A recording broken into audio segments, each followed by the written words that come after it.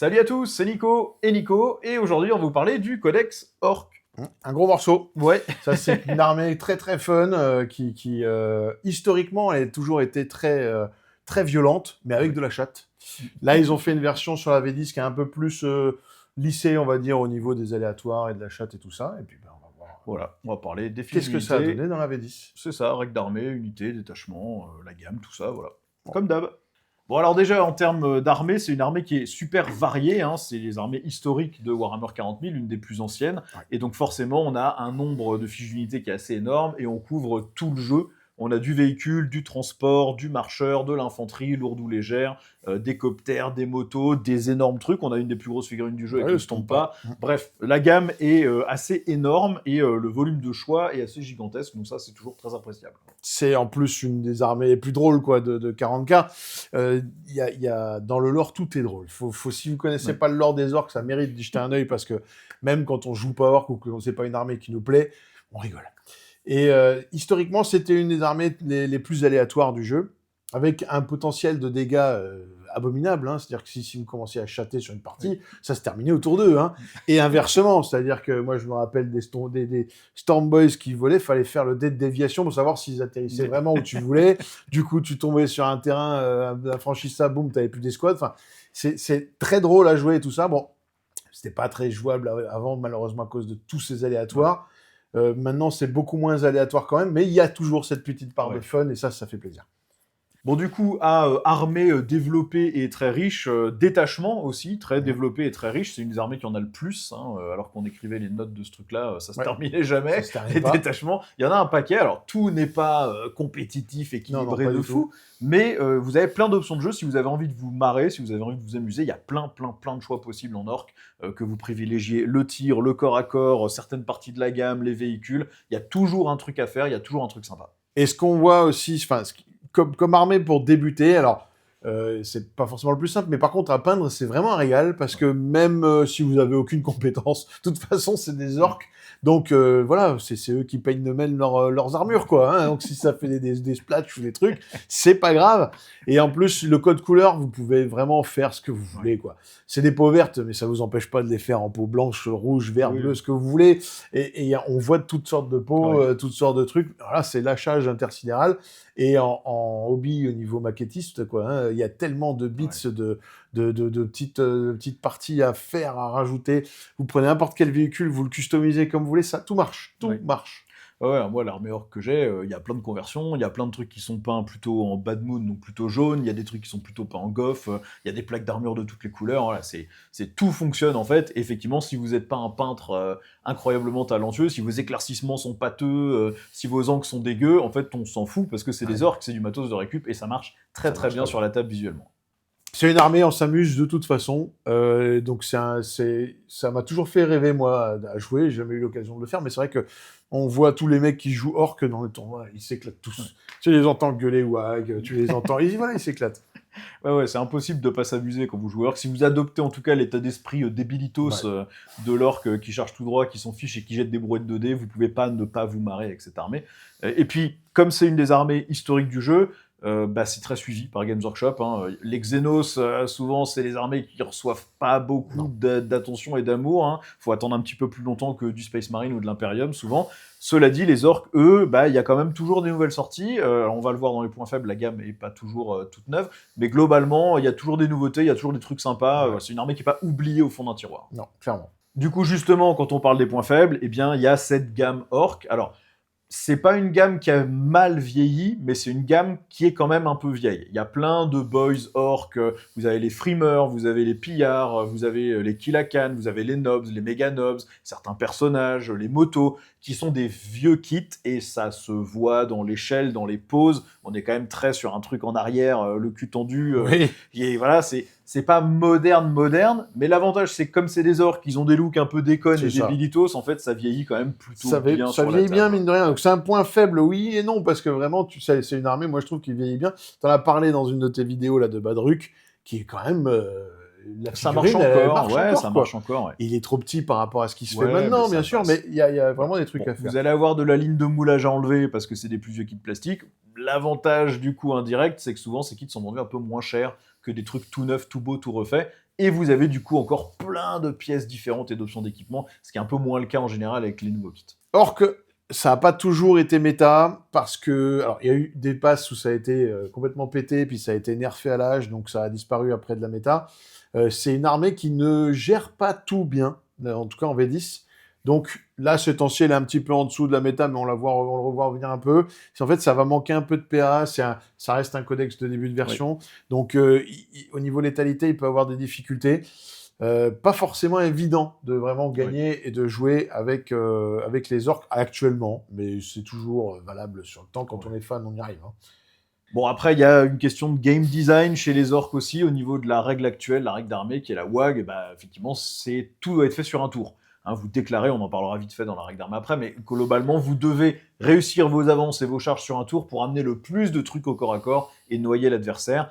Si vous n'y arrivez pas, que vous n'avez pas de chance sur vos jets de dés, que l'adversaire vous a pas offert des charges faciles, qu'il a réagi à vous, etc., bah vous pouvez vite vous retrouver avec toute votre armée dans le No Man's Land qui n'est pas au corps à corps, et ensuite vous allez vous faire défoncer. Donc voilà, ça c'est un peu le game design compliqué. Moi c'est vrai que j'aime bien ce qu'ils ont fait à AOS, j'en ai déjà parlé, où on peut lancer des WAG par personnage en bulle, une fois par bataille par perso. Ça permet d'être un peu plus mobile, réactif, et probablement de faire des trucs plus intelligents. Mais là en l'état en tout cas, c'est vrai que c'est un petit peu tout sur un tour, et si ça passe pas, ça passe pas, et si ça passe par contre, bah vous avez gagné, quoi. Il y a un côté un peu frustrant avec cette WAG, elle est très orientée CAC. Oui. Et donc quand on joue tir, c'est vrai que ça manque un petit peu, on aurait envie d'avoir une WAG tir, surtout quand historiquement, il y a des clans orques qui ne font que tirer, quoi. Hein.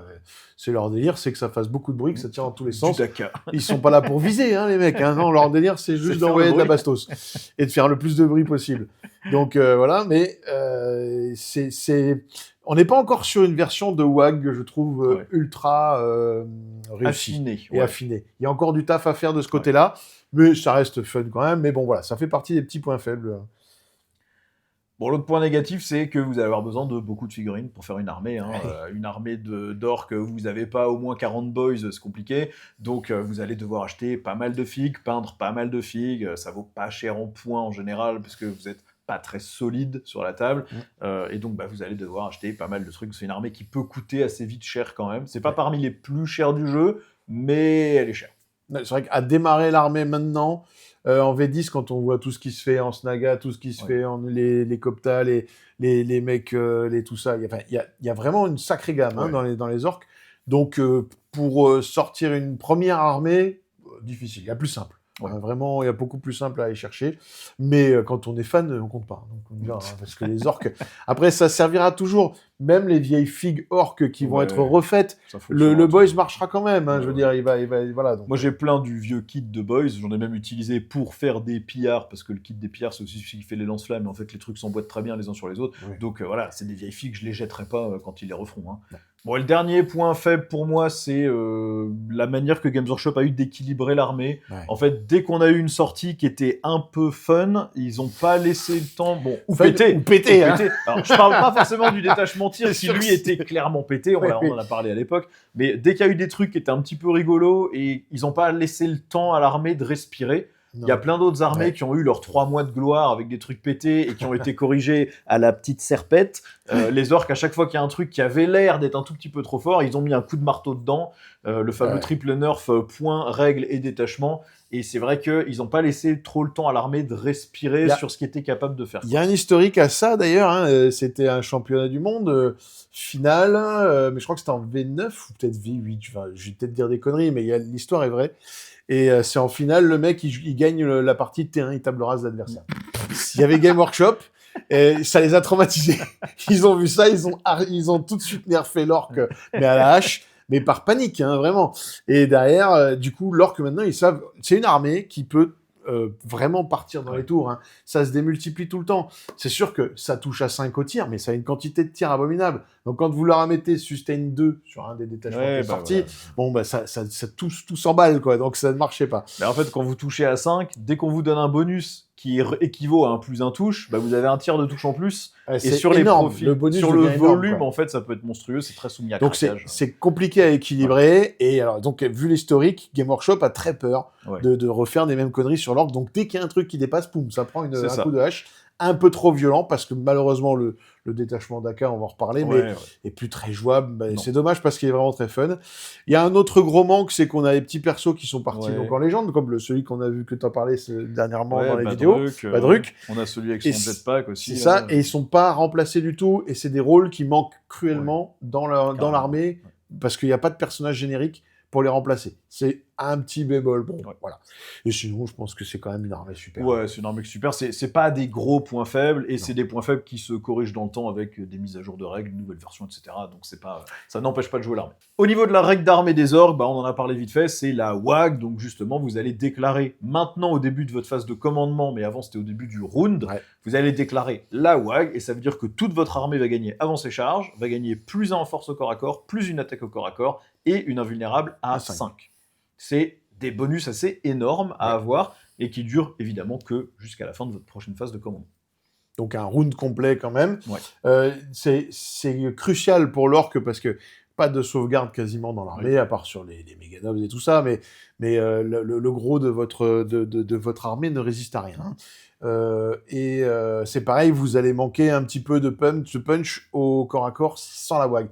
Tout est bien calibré, ça, ils avaient bien fait le truc quand ils avaient sorti le codex. Les profils d'armes ont une force qui est intéressante, mais le plus 1 en force fait passer tous les paliers à chaque fois, et ça vous simplifie énormément la létalité. Donc ça veut dire que là, vous avez une vraie létalité, plus une attaque en plus, qui est énorme, pendant un round entier. Donc c'est là où on enfonce vraiment, c'est là où on va faire vraiment très mal.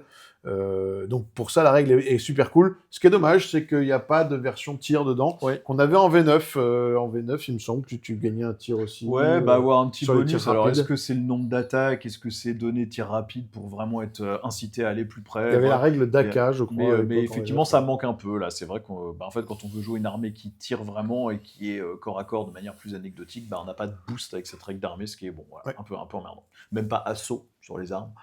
Ça pourrait être ce genre de juste chose. assaut, tout à fait, sur le tour de WAG, ça paraît très logique. Puisqu'on a l'avancée charge. Voilà. Au niveau des autres gros changements qu'on a vus depuis la sortie de ce codex, il y a eu un gros buff sur Gascul. Gascul, il pouvait rejoindre que des méganobs, et ça le rendait compliqué, il rentrait pas bien dans les transports, c'était un peu chiant. Là maintenant, il peut rejoindre des nobs ou des boys, et donc on peut se faire une espèce de boule de la mort de 20 boys plus Gascul, et tous les énormes buffs qu'il donne. Il rentre maintenant dans un chariot de guerre potentiellement, avec certains accompagnateurs aussi. Alors moi, je suis pas fan de l'équilibrage de l'armée par le perso nommé. C'est un peu comme l'Admech où ils ont donné des super règles à call, donc tout le monde joue call. Là maintenant en orc, voir une liste en Gascul, c'est quasi impossible. Même si vous jouez un détachement qui lui donne rien de spécial, vous le prenez quand même.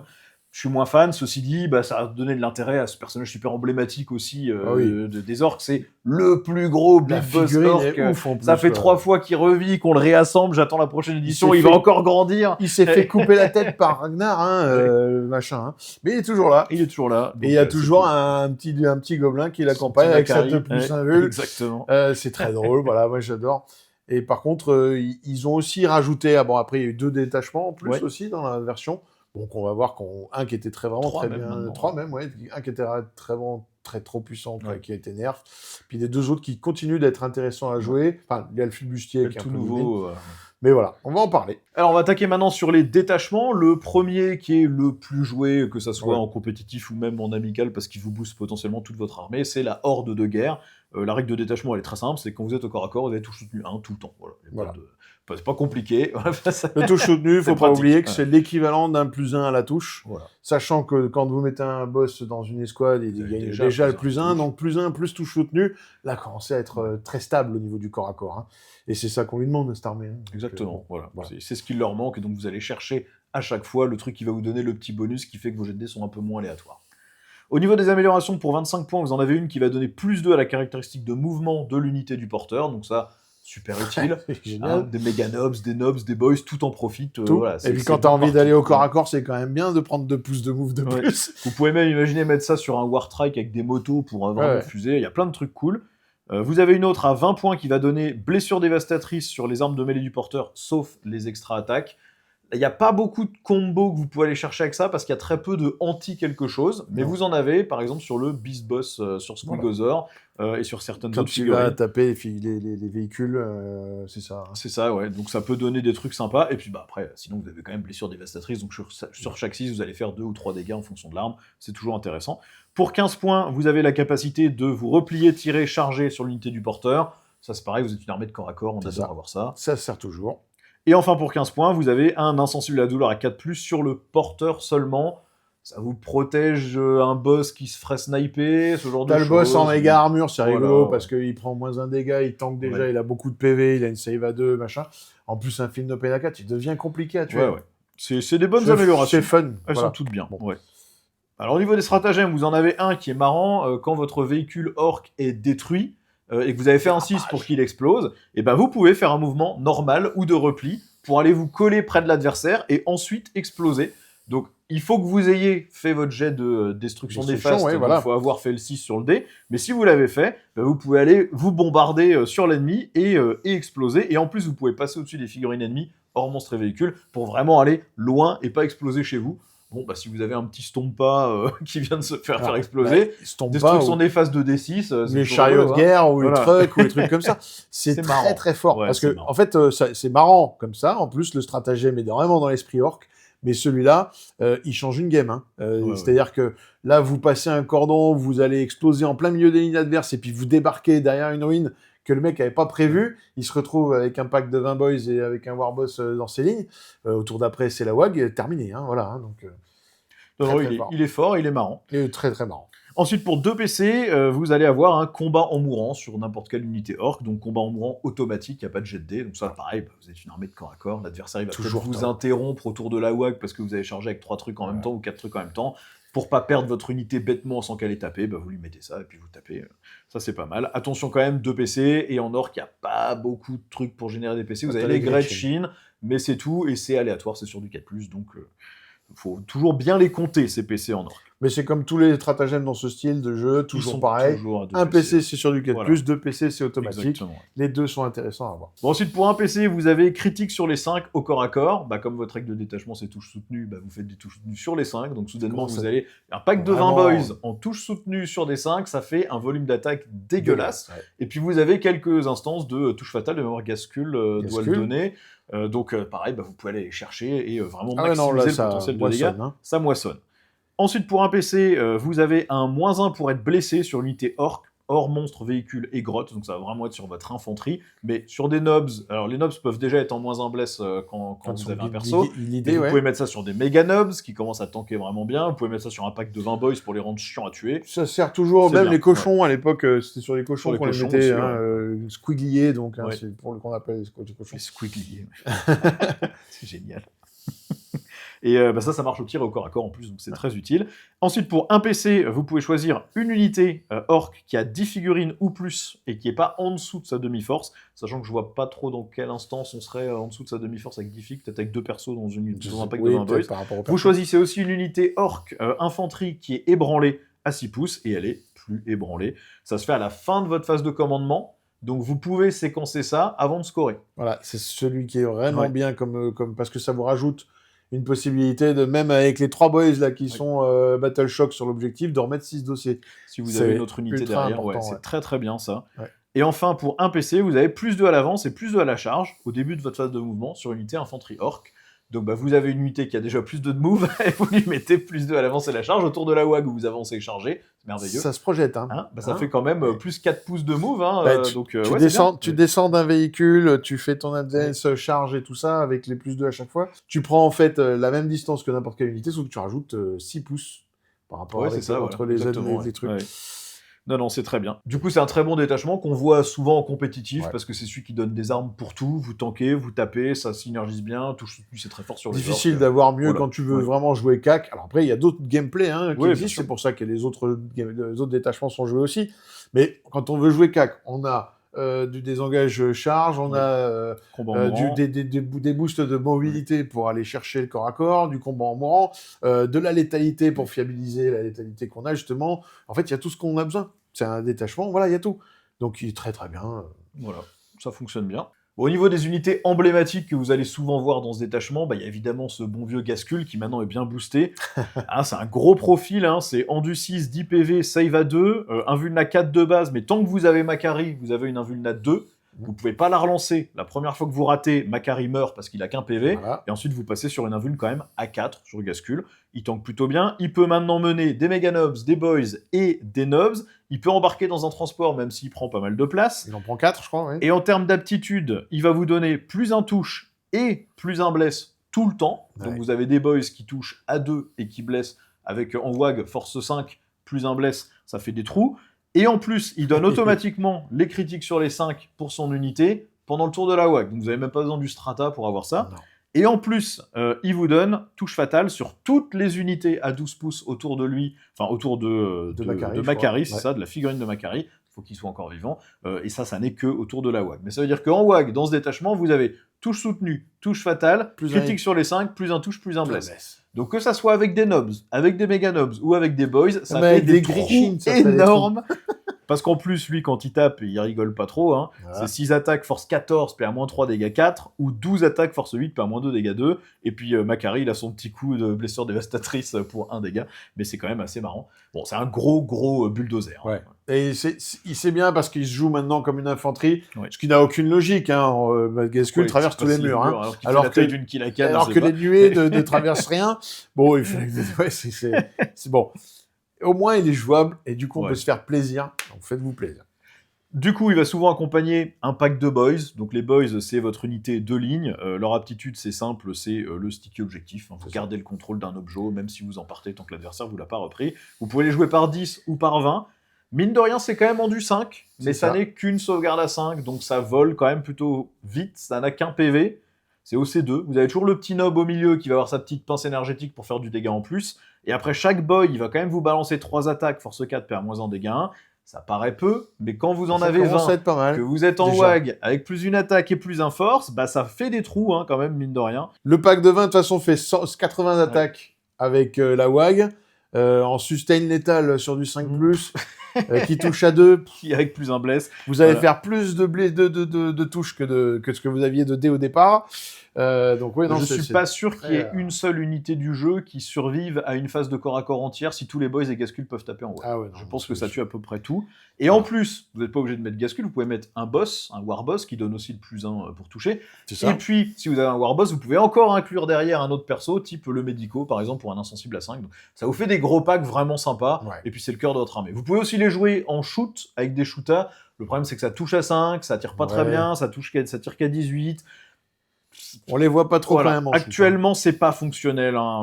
Vous allez vous faire plaisir à acheter énormément de dés. Si vous êtes en tir rapide, vous allez jeter un nombre de dés monstrueux. Mais en fait, c'est de la force 4, PA0, dégâts 1 qui touche à 5. Donc vous allez tuer 2 Space Marines. Mais encore une fois, c'est là où ça colle bien au lore. C'est que même vous, en tant que joueur, jetez des sauts de dés au tir. Le résultat sera quasiment tout le temps frustrant. Oui, parce ça que fait toujours nul. Ça fait toujours prout quasiment. Alors qu'au CAC, ça marche et ça nettoie tout. Donc c'est beaucoup plus jouissif d'aller au CAC avec les orques de toute façon que de tirer. Voilà. C'est mon point de vue. Et je joue tôt.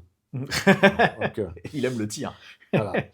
Les autres unités qui vont être assez intéressantes dans ce détachement, vous avez bien sûr le pack de Nobs. Les Nobs, ils sont tous à 2 PV, ils sont en save à 4, donc un petit peu plus solide. Et si vous avez un perso dans le pack, vous avez -1 pour être blessé si la force est supérieure à l'endurance. Donc ça peut résister quand même un peu, mine de rien. En général, on les joue pas au tir avec les armes combinées, on a plutôt tendance à les jouer au corps à corps. Avec des pinces ou des disqueuses. Là, vous avez le choix avec le Big Choppa, qui est la grosse arme à 2 mains, mais c'est force 7, PA-1, dégâts 2. Pour 3 attaques, ou alors pour 3 attaques aussi, mais qui touchent à 4, mais avec un boss, vous touchez à 3, vous vous retrouvez avec du force 9, PA-2, dégâts 2. La PA-1, c'est compliqué, la PA-2, c'est mieux, donc en général, ils sont tous en griffe. Ouais. Et c'est pareil, ça fait un pack qui ouvre n'importe quoi, parce que vous avez 10 mecs comme ça qui tapent tous en force 9, -2, ça fait des trous.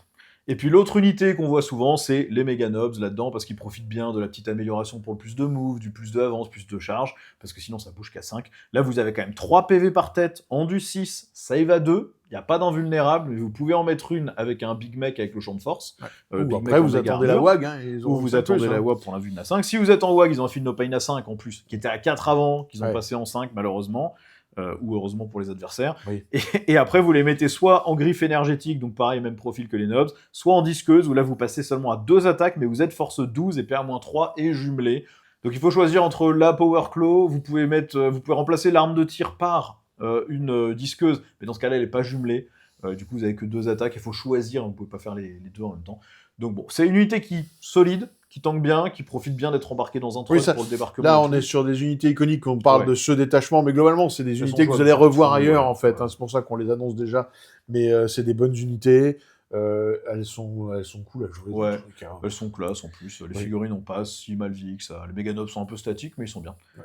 Et on va parler vite fait des transports aussi, mais ça marchera pour tous les autres détachements parce que vous en jouez dans quasiment tout. Ouais. Vous allez avoir le bon vieux truck, ça bouge à 12, c'est en du 8, seulement 10 PV, save à 4 et un vuln à 6, c'est seulement OC2, c'est moins d'OC qu'un Rhino. Non, c'est OC2 aussi. OC2, ouais. Non, c'est OC2. Donc c'est la même OC qu'un Rhino. Vous avez quand même une capacité de combat avec celui-là, puisque vous avez 3 attaques force 6, PA 0 dégâts, mais vous avez surtout votre extra attaque force 10, sans PA, mais dégâts des 6. Qui servait à l'époque où les tank shocks se faisaient avec la force, pas avec l'endurance des véhicules. Vous avez quand même un pont de tir de 12, donc si vous avez mis n'importe quelle unité qui shoot un peu, vous pouvez shooter. Il regagne un petit PV au début de chaque tour, en général, quand il a été tiré, il est mort. Mais surtout, il va vous permettre de transporter votre pack de 10 boys, ou 10 trucs qui tirent, ou 10 65 ou 10 points, nobs. un truc comme ça, voilà. C'était le meilleur transport du jeu pendant très longtemps. Même maintenant, il est monté un petit peu en point, mais ça vaut vraiment le coup. C'est vraiment pas cher. Ça a de la mobilité, vous mettez dedans, quand vous tombez parce qu'on vous a explosé le véhicule, vous perdez un boys, waouh, c'est pas très grave. Ouais, non, c'est un véhicule qui fonctionne très bien, et vous avez la plus grosse variante qui est le Battle Wagon, qui lui bouge qu'à 10, mais il est en du 10 avec 16 PV, save à 3 et un vuln à 6.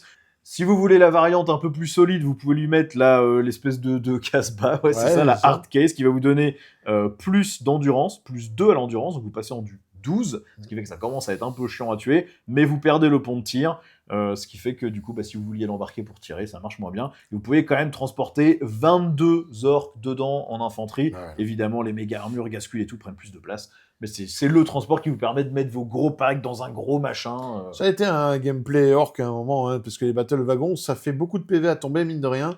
Oui. Donc en fait, ça demande quand même beaucoup d'armes, ça demande de la ressource à l'adversaire.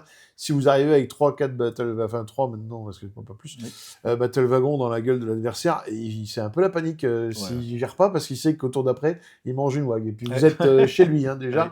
Donc voilà, c'était un autre style de gameplay. Ouais. Mais ça reste, on les voit encore, pour mettre Gascule et ses boys. On en voit en général un max, c'est rare qu'on voit plus, quoi. C'est ça qu'on... Voilà. Le détachement suivant, c'est Da Big Hunt, c'est le détachement Bisnaga, le détachement orque sauvage un peu, qui est plutôt rigolo, plus que compétitif vraiment. Ouais, parce que voilà, on va y revenir, mais c'est que tout ce qui est CAC et tout ça, il y a le détachement d'avant qui fournit mieux presque. Parce que là, en gros, votre règle, vous allez choisir au début de votre phase de commandement une cible dans l'armée ennemie qui est soit monstre, soit véhicule, soit personnage. Jusqu'au début de votre prochaine phase de co, seules les unités Bisnaga vont avoir des bonus. Ils vont avoir la relance des charges et ils vont avoir +1 à la PA, mais seulement sur l'unité ennemie qui a été choisie. Ce qui fait que si l'adversaire a peu de personnages, peu de monstres et peu de véhicules, votre détachement ne sert pas à grand-chose. Et puis s'il en a mais qu'il ne vous les montre pas, vous ne servez pas non plus. C'est facile à écranter, facile à mettre des cordons. Donc ça reste jouable pour le fun si vous aimez ces figurines, mais c'est vrai qu'on ne le voit pas trop sur les tables de jeu en jeu égal. Il y a eu des tentatives, mais exactement, c'est ça. Cibler qu'une seule unité pour les orques avec un bonus de détachement. Le problème, c'est que les orques, ça se joue pas comme ça. C'est pas je vais te sniper ça, après je vais te sniper ça. Les orques, ça joue wag. Donc en fait, c'est le tour de wag où on a envie de pouvoir tout défoncer, quoi. Et là, il y a juste une unité où il y a le bonus.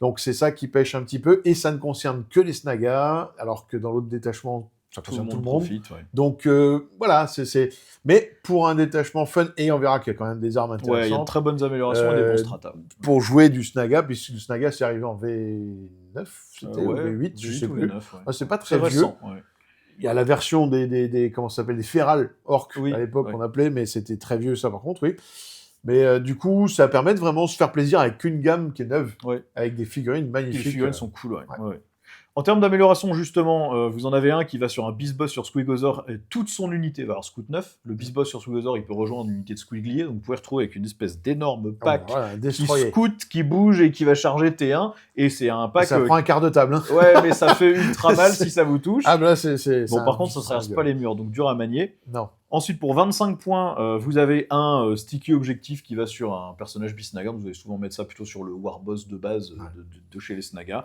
Ça, c'est intéressant. Toujours. Pour 15 points, vous en avez un qui donne +1 aux dégâts des armes de mêlée du porteur, et c'est toutes les armes de mêlée du porteur, y compris les extra-attaques. Donc quand on a mis ça sur un Squeegosaur, là, il y a même le Squeegosaur là, avec sa mâchoire, on se retrouve en dégâts 4, voilà, ça fait des trous monstrueux. Et vous en avez un pour 20 points qui va encore sur un Squeegosaur et qui va permettre d'avoir -1 pour être blessé quand la force de l'attaque est supérieure à l'endurance, que ça soit en mêlée ou au tir. Donc là, c'est pareil, toujours pareil, un énorme pack qui tank, quoi. Voilà, c'est ça. Sachant que les unités Bisnaga ont toujours un insensible à la douleur en plus. Donc, après, c'est ça qu'on regarde. Quand on joue des Squigliers, voilà, le -1 bless est super utile pour tanker. Dans l'autre détachement, on l'a avec les PC. Voilà. Donc on peut l'avoir un peu partout quand c'est vraiment utile. Là, ce sera que sur l'unité avec l'amélioration. Ce qui est quand même déjà bien. Hein. C'est pas mal, ouais. Parce que c'est des gros packs qui font quand même un peu peur. Il y a du PV. Au niveau des stratas, pour un PC, vous en avez un qui va vous donner touche soutenue 1 en mêlée sur une unité Bisnaga. Et si vous attaquez votre cible que vous avez désignée, vous avez critique sur les 5. Bon, ça c'est fort. Hein. Ouais. Bon, là je pense pas qu'on ait des difficultés à tuer le truc qu'on a ciblé avec un espèce de destroyer interstellaire de Squeegosaur là. Mais bon, ça c'est sûr et certain, il y aura pas derrière. Il y avait besoin d'aller chercher encore plus, il y a possibilité. Un Ctan n'y survit pas du tout. Normalement, non. Ouais. Il faudrait faire les stats, mais je pense qu'il prend un gros tarif. Grand tarif. Ensuite, pour un PC à votre phase de charge, vous pouvez cibler une unité montée, donc ça va être les Squigliers ou un Beast Boss sur Squeegosaur. Non, quoique non, lui il est monstre, donc il va falloir que ça soit des Squigliers. Vous sélectionnez une unité ennemie que vous avez chargée, vous jetez un D6 pour chaque figurine de votre unité, et sur chaque 4+, vous allez faire une blessure mortelle sur un max de 6. Et si vous ciblez votre cible, vous avez 3 dés de plus à jeter, donc vous maximisez encore les BM. Bon, c'est les BM en charge, quoi. C'est ça marche toujours. Ça fait des dégâts, ça stabilise votre potentiel de dégâts derrière.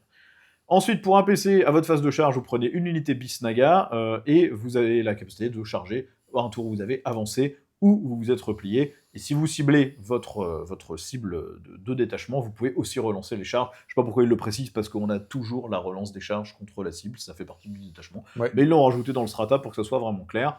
Ça permet de faire une avancée charge en dehors de la WAG, quoi. Ouais, voilà. Ensuite, pour un PC, à la phase de mouvement adverse, vous pouvez cibler une unité infanterie Bisnaga ou montée Bisnaga qui était en portée d'engagement d'une unité ennemie qui vient de se replier, et vous pouvez faire un mouvement normal de 6 pouces si vous n'êtes pas engagé avec autre chose. Mais c'est toujours utile, comme ça. Vous avez chargé un truc, vous l'avez éclaté, vous avez pile sur un autre truc derrière, un temps qu'il est obligé de se désengager, hop, vous reprenez encore 6 pouces. Ça fait que ça peut vous amener très très loin, et vous préparez pour le tour d'après, même s'il n'y a plus de WAG, même s'il y a plein... Ou vous vous cachez derrière une ruine, tout ça, c'est toujours utile. Ce genre de strata, c'est toujours utile. À minima, vous recachez le perso qui était dans le pack, comme ça, on peut pas vous le cibler en précision, et on peut vous tuer que les figurines qui sont visibles. Ensuite, pour un PC, à la phase de tir adverse, vous ciblez une unité Snaga, infanterie ou montée, et vous avez le bénéfice du couvert. Et si vous êtes infanterie, vous avez discrétion en plus. Ça, c'est une stratégie pour tanker, quoi. Oui, bon, on l'utilise moins, mais ouais, ça peut toujours servir. Bah, on va être dans la méta actuelle où il y a beaucoup de relance des touches, où il y a beaucoup de bonus à la touche. C'est vrai que le -1 pour être touché est pas si utile que ça. Et le couvert, vous l'avez quand même quasiment tout le temps dans le jeu, c'est pas très compliqué. Et ensuite, pour un PC, à la fin de la phase de combat adverse, vous pouvez prendre une unité Snaga qui n'est pas au corps à corps et la remettre en réserve. Ce qui est sympa, mais ces unités n'ont pas la frappe en profondeur, donc vous allez revenir sur un bord de table. Faut avoir pris déjà quand même le contrôle de la map, parce que sinon, c'est pour revenir chez vous, quoi. Et puis ça vous fait des charges à 9, potentiellement relançables sur votre cible via le détachement, mais ça reste chargé. Quand on a nettoyé un flanc, c'est toujours pratique de pouvoir récupérer son pack pour le ramener de l'autre côté, pour que vous finissiez la game sur l'autre côté, mais voilà, c'est des gros packs qui sont difficiles à mettre en faible, ça peut être un piège. Si on n'a pas de contrôle map derrière, ça peut enterrer la game, hein, donc il faut être sûr d'avoir la map. Hein. Bon, au niveau des unités emblématiques de ce codex, on va avoir évidemment le bon gros Beast Boss sur Squeegosaur. Lui, il bouge de 10, il est endu 8, il est 8 PV, il est save à 3, il est OC 3, il a une invulne à 5, il a un insensible à 5 aussi, il donne +1 au jet de charge sur l'unité qu'il mène, donc c'est vrai que si vous retournez en réserve, charge à 8 relançable, ça fonctionne. Vous avez l'intervention héroïque pour 0 PC, même si vous l'avez déjà fait. Et quand vous prenez un Beast Boss sur Squeegosaur en intervention héroïque, ça fait un peu peur. C'est 6 attaques qui touchent à 2, force 6, PA-1 dégâts 2, anti-monstre 4+, anti-véhicule 4+. Et vous avez les mâchoires du Squeegosaur qui sont en extra attaque. C'est 3 attaques qui touchent à 4, force 7, PA-2, dégâts 3 avec Death Wounds. Sachant qu'avec les bonnes améliorations, ça passe dégâts 4 et dégâts 3 sur le perso. C'est violent et ça peut mener des Squigliers. C'est ça. Ça se joue tout seul. puisque Ouais. c'est autonome. Hein. Tout seul, ouais. Ça se fait un gros socle, un bonhomme qui demande de la ressource pour être sorti, parce qu'on le sort pas comme ça, justement, avec son fil de peine, etc. Donc, on a besoin de mettre de la ressource dessus, et il coûte pas si cher. Donc, il va toujours se rentabiliser. Voilà, on n'en voit plus trop, parce que c'est plus ce qu'on a... Enfin, les joueurs là de Orc, c'est pas ça qu'ils attendent de leur armée.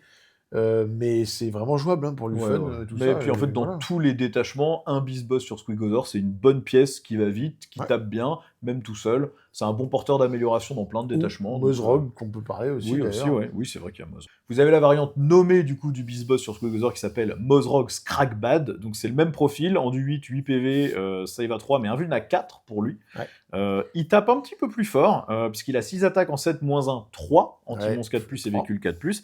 Et les mâchoires de son Big Chompa, qui est son squig géant, lui, il est directement dégâts 4. Donc ça cogne quand même bien. Et en termes d'aptitude, il a toujours l'insensible à 5. Mais en plus de ça, il donne un combat en mourant à son unité sur 4+. Donc comme vous pouvez le mettre avec des squigliers, vous pouvez taper même si vous êtes fait défoncer. Et s'il attaque un monstre ou un véhicule, vous avez en plus plus 1 dégât que pour lui, pas pour son unité. S'il attaque des titanesques, c'est plus 2 dégâts. Donc il passe quand même dégâts 5 ou 6 sur les mâchoires et 4 ou 5 sur les attaques de base. Hein.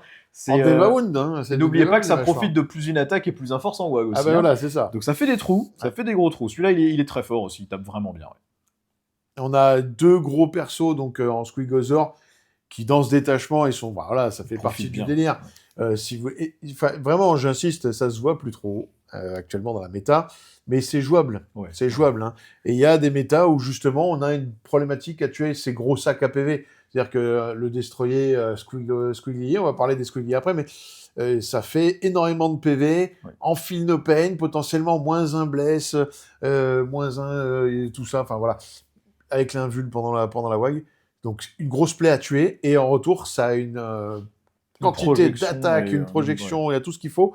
Donc c'est vraiment très violent. Bah justement, du coup, les Squigliers, vous allez avoir une unité de 3 plus le nob, mais vous pouvez aussi faire avoir une unité de 6 avec 2 nobs. Voilà. Chaque Squiglier, c'est en du 7, 3 PV, OC2, save à 4, mouvement de 10, c'est monté, donc ça passe pas les murs, et insensible à 5. Et le nob, lui, il a 4 PV, et comme c'est un petit sergent, vous pouvez lui attribuer les attaques si vous avez envie. Ouais. Donc si vous avez le pack de 6 plus 2 nob, vous avez 8 grosses figues, avec 2 trucs qui ont 4 PV et l'insensible à 5. Il y a très peu de dégâts 4 dans le jeu. Le dégât 3, en fait, en stat, il vous tue pas un mec à chaque attaque, parce que l'insensible à 5, vous entendez qu'il y a 1 des dégâts. Donc c'est un pack qui est vraiment, vraiment dur à tuer. Encore plus avec un -1 bless sur une endu à 6-7. Ouais. Donc -1 bless, ça veut dire qu'il y a même un canon laser avec le 30... Il blesse à 4. Ouais. Donc des squig, c'est chiant. C'est quand même chiant à tuer, hein, vraiment. Hein. Vous ignorez tous les modificateurs au mouvement, à l'avance et à la charge, donc on peut pas vous ralentir non plus. Vous pouvez mettre votre Beast Boss dans l'unité. Et au corps à corps, chaque bonhomme va balancer 3 attaques, force 5, perd -1, dégâts 2, mais lance, anti-monstre 4+, anti-véhicule 4+. Donc en WAG, c'est 4 attaques, force 6 avec lance, donc vous blessez beaucoup d'infanterie, trucs comme ça sur du 2. Ouais. Assez fort. Le malus, c'est la PR-1, voilà. Qui sur les Visnaga, souvent, est un peu limité. Ça va être redondant, on l'a dit, c'est un des défauts du codex, ouais, la PR-1. C'est la PR réduite, ouais. Qui est un peu léger. Et puis vous avez les mâchoires de Squig qui vous rajoutent 3 attaques, force 6, PR-1, dégâts 2. À noter, attention, hein, toutes ces mâchoires, c'est des extra attaques, en WAG, ils ne prennent pas le plus une attaque. Par contre, ils prennent le plus un force. Ouais.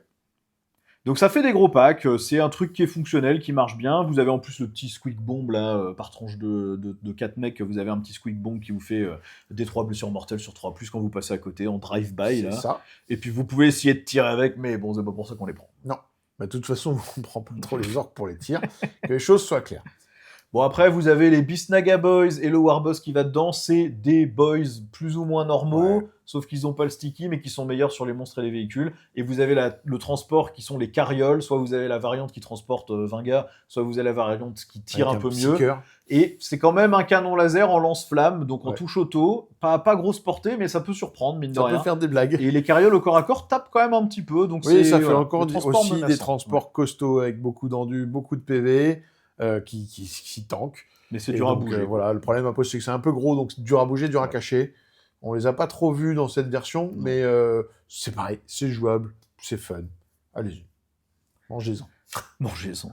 Bon, et du coup, comment est-ce qu'on contre une espèce de liste de l'enfer comme ça, où tout est en carriole, on a 3 gros packs de Squiglier avec le Beast Boss ou Mozrog Le gros défaut, c'est que ça traverse pas les murs. Si vous avez de l'infiltré, que vous avez des mouvements rapides, que vous avez pris la map, moi en taux, par exemple, avec 2 piranhas, je bloque l'armée adverse. Ça m'a coûté 120 points. Le gars, il lui faut au moins un tour pour passer de l'autre côté. Je refais la même chose le tour d'après et il va passer ses 3 premiers tours dans sa zone de déploiement. C'est le gros défaut quand même.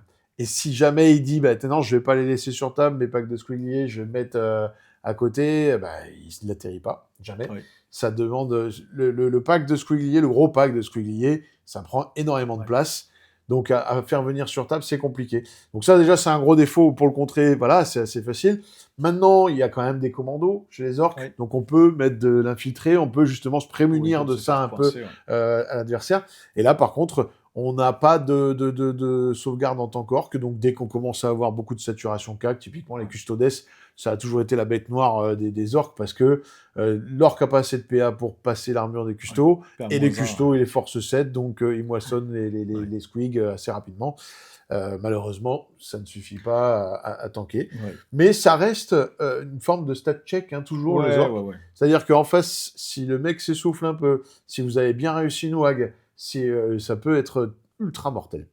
Et puis la P1-1, si vous êtes une armée qui a une armure de mépris, sauvegardez, ou un équivalent armure de mépris, vous sauvegardez sur du 3+, contre toutes les attaques qu'on vous fait, et ça réduit quand même beaucoup la capacité de dégâts. Ouais. Le détachement suivant, ça va être le culte de la vitesse. Moi, c'est un de mes préférés du codex, parce que j'adore le style. Maintenant, c'est pas un des plus forts, malgré les buffs qu'ils lui ont attribués.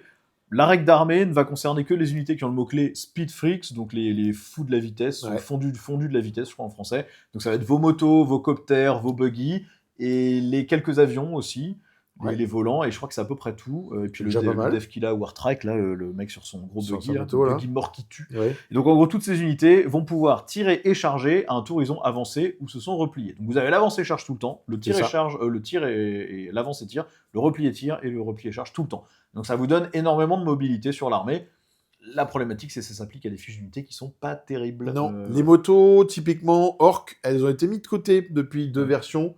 Avant, il faut savoir qu'on avait des paint boss à moto, des war boss à moto, des nobs à moto, il y avait tout à moto. Donc on pouvait avoir tous les types d'armes d'orques sur les motos et avoir des packs de motos ultra violents qui là, ça bougeait déjà très vite. Vous êtes en advance charge tout le temps. Ça avait quand même beaucoup de saturation au tir, donc ça pouvait faire sauter les petits cordons devant qui vous embêtent. Donc c'était assez autonome, vous tuiez vos propres cordons et derrière vous pouviez charger. Et en plus après vous désengagez charge, etc. Là, maintenant, les motos, c'est plus trop ça. C'est des boys qui coûtent cher. Comme des boys qui coûtent très cher, qui bougent pas si bien parce que montés, donc passent pas les murs. Non. Et le volume de tir est potentiellement important. Ils souffrent forcément de la comparaison avec les squiggliers, quoi. Et donc, ils sont en dessous. Ils sont en dessous, là, les motos. Et après, on a les buggy qui, eux, on en parlera dans les unités emblématiques, mais voilà, qui manquent de violence. En fait, ils font rien sur la table. Donc, ils tapent pas bien, ils tirent pas bien. C'est ça le souci de ce détachement et pourquoi on l'a pas vu. Alors, il est toujours pareil. En amical, c'est ultra jouable. Faut pas hésiter. Par contre, on l'a pas vu dans la méta parce que typiquement, il y a les datasheets qui le concernent. Elles sont pas folles dans cette version du jeu. Au niveau des améliorations, on en a une qui va seulement sur un trike mort qui tue, qui va vous permettre, une fois que vous avez tiré, de faire un mouvement normal de 6 pouces avec toute l'unité du porteur. Ça vous empêche de charger, mais ça vous permet de sortir, tirer et de réavancer pour coincer l'adversaire chez lui, le bloquer. Donc ça, peut être intéressant, parce que c'est que 10 points. Pour 35 points, vous en avez un qui va sur n'importe quelle figurine infanterie et qui vous permet de charger à un tour où vous avez débarqué d'un transport qui a bougé. Celle-là, elle est très bien, parce qu'on met ça sur un boss avec des nobs ou des méga nobs, vous bougez votre truck, vous descendez à 3 pouces et vous chargez derrière. Ça vous donne une meilleure projection. Par contre, c'est 35 points. Forcément. Donc ça coûte un peu. Forcément, parce que le pack de boys, comme vous l'avez vu, ça peut tout arracher. Ça nettoie tout, Donc quand il a une projection avec un truck ou un truc comme ça commence à devenir compliqué. Très mal. Ensuite, vous avez pour 15 points les pneus en peau de squig qui vont sur un trike mort. Amélioration historique aussi. Ça vous donne la consolidation à 6 pouces au lieu de 3. Alors, pas l'engagement à 6 pouces. Attention, ça vous permet pas d'aller cliquer d'autres unités en drive-by, en dérapant avec vos motos. Par contre, ça vous permet, une fois que vous avez tué un truc, de rester au corps à corps avec l'adversaire et du coup de l'engluer et de l'embêter. Ça peut fonctionner aussi. Et enfin, pour 25 points, vous en avez un qui va sur n'importe quelle figurine orc, à votre phase de commandement, que le porteur soit dans un transport ou sur la table. Sur 3+, vous gagnez un PC si vous êtes à 9 pouces des unités ennemies. Donc comme c'est à votre phase de commandement, à 9 pouces dans un transport où je sais pas si ça va arriver très souvent, Non, sauf puis si l'adversaire veut se mettre à portée de vous sans vous charger, ce qui paraît bizarre. C'est très beau. Vous voulez des PC, vous avez les packs de Gretchen à 40 points. Voilà. Et de toute façon, ils vous servent à tenir l'objet chez vous, à faire un cordon à la con chez vous pour pas qu'on vous faible derrière. Et voilà, une chance sur deux qui vous donne un PC. Voilà. Ça suffit. Sachant que vous pouvez avoir 2 packs de Gretchen sur 2 objectifs, avoir 2 chances de générer le PC. Donc Oui, ça se cumule chaque fois. vous pouvez juste pas les mettre sur le même objet.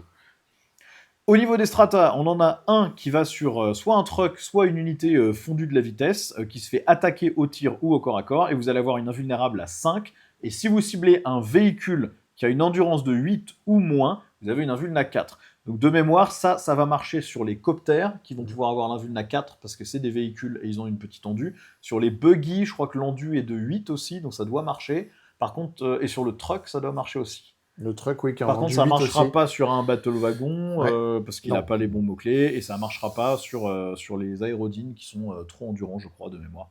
Bon, c'est toujours bien ça. Ouais, petite invue en plus. Voilà. Cool, ouais. Ensuite, pour un PC, vous avez à votre phase de mouvement, juste après que vous ayez fait un mouvement normal d'avance ou de repli, la capacité de forcer un test d'ébranlement sur un ennemi à 9 pouces et ce test se fait à -1. Bon, en gros, il faut que vous soyez approché ou vous soyez désengagé de l'ennemi avec une unité qui a les bons mots-clés dans votre détachement. Comme on joue CAC, c'est toujours intéressant de faire des tests de Battle Shock à l'adversaire pour que justement on ait la possibilité, éviter qu'il soit interrompu. Voilà, c'est ça que ça sert. Malheureusement, c'est un petit peu trop aléatoire pour mettre un BC dedans. Ouais, voilà. Même si le test se fait à -1. Ouais, c'est bon. Un PC pour peut-être potentiellement rien faire. Ouais, voilà, c'est Donc, ça. C'est un peu toujours le problème de ces trucs-là. Ouais. C'est le genre de toute façon, ça c'est le genre de choses on préfère l'avoir en capacité. D'unité, ouais. Plutôt qu'en strata, c'est pas. Ensuite, pour un PC, vous ciblez une unité fondue de la vitesse au tir et vous avez touche soutenue 1. Et si vous êtes à 9 pouces de l'adversaire, vous avez touche soutenue 2. Ça paraît très bien. Et ça peut être très bien sur des coptères, par exemple. Ouais. Les coptères en Avec touche soutenue 2, les missiles, ça nettoie, c'est peut. très violent. Sur des motos où vous dites qu'il y a beaucoup de volume, il y a du tir rapide, le problème c'est que vous n'avez pas de PA, c'est pas très efficace. Donc, plutôt sur des coptères, ça marche bien. C'est quasiment la seule unité qui a un assez gros volume pour faire quelque chose avec de ça. roquettes, en fait, en roquette. Vous prenez une unité de 6 que vous mettez à 9 pouces, ça vous fait 6d3 plus 6 fois déflagration, plus Sustain X2. Ça stabilise. Voilà, ça marche bien. Voilà. C'est comme un plus de hit. Donc voilà. là où il touchait à 5, il touche à 3 en fait. C'est à peu près ça. C'est ouais. ça, donc ça devient intéressant. Ensuite, pour un PC, un autre attaque que vous ne pouvez pas cumuler avec le précédent, vous ciblez une unité fondue de la vitesse, ça vous donne touche fatale, et si vous êtes dans les 9 pouces de l'adversaire, c'est critique sur les 5. Donc là, ça peut être intéressant aussi, sachant que le tir orc a beaucoup de mal à dégommer les véhicules, votre force en général c'est force 9 sur ce que vous avez, donc le touche fatale va quand même vachement vous aider à mieux blesser. Ça peut être intéressant aussi, pareil sur des coptères surtout. Oui. Ensuite, pour un PC, vous avez la capacité d'avoir +1 pour blesser une fois que vous avez fait un mouvement de charge avec une unité fondue de la vitesse. Bon, il faut l'avoir, c'est toujours utile. Ça, c'est bien, hein. Bon, on aurait bien aimé l'avoir sur les nobs à moto quand ils étaient encore là. Si vous jouez avec les unités légendes, ça va très bien sur un pack de nobs à moto, parce qu'avec les pinces énergétiques, le +1 blesse en charge, ça déboîte là, tout. ça devient intéressant. Et enfin, pour un PC, vous avez un mouvement normal de 6 pouces quand un adversaire s'approche sur un mouvement normal d'avance ou de repli dans les 9 pouces de vous. Bah, ça, c'est très bien, hein. Vous avez fait votre def killa qui a bougé, il a tiré, il a rebougé de 6 pouces, l'adversaire s'approche, vous rebougez pour le coller le plus près possible ou pour vous barrer. Ou vous mettre en sécurité, bien sûr. Là, il y a plein de trucs cool à faire avec ça. Le mouvement réactif, c'est toujours bien. Quand il est de 6 pouces, en plus, c'est toujours bien. Là, on a une problématique structurelle plutôt dans le culte de la vitesse, qui est ça prend énormément de place sur table. Donc, on se cache mal. On passe pas les murs. Il y a tout un tas de problèmes vraiment de gameplay si vous allez vous mettre à faire une armée comme ça, à vous rendre compte que, bon, en V9, quand les buggy étaient arrivés, donc je crois que c'est bien V9, hein, où c'était par pack de 3 buggy à chaque fois, là. Ça jouait par 3. Il y en avait qui inondaient la table de buggy, là, de partout. Et donc, voilà, ça pouvait donner un truc complètement infâme et injouable. Mais c'est pour ça qu'ils ont été punis dans cette version. Là, dans cette version, c'est ça. Il y a eu un trauma qui est resté Après, les unités emblématiques, on va commencer par les coptères, parce que c'est vraiment le truc que vous allez jouer dans ce détachement. Ça se joue par 3 ou par 6. Moi, je les aime bien par 6, personnellement. Et au tir, vous allez avoir surtout les roquettes. C'est D3 tirs, ça touche à 5, force 9, perd -2, dégâts 3, déflagration, et surtout jumelé. Ce qui veut dire que surtout jumelé. avec le touche soutenu ou le touche soutenu 2, vous avez un volume de tir qui est énorme. Vous pouvez pas booster leur capacité de tir, vous allez toujours être sur du 5+. Ouais. Mais par contre, avec le touche soutenu 2, vous allez chercher vraiment un volume d'attaque qui est dégueulasse. Vous pouvez mettre aussi un custom Mega Blasta par tranche de 3. Moi, je l'aime moins. Vous avez 3 tirs au lieu de D3. C'est force 9, PA-2, dégâts de D6, mais il est à risque. Et ça vous fait 3 blessures. Ça vous tue pas un coptère, mais ça vous l'abîme salement. Ouais. Et puis, surtout, il n'est pas jumelé non plus.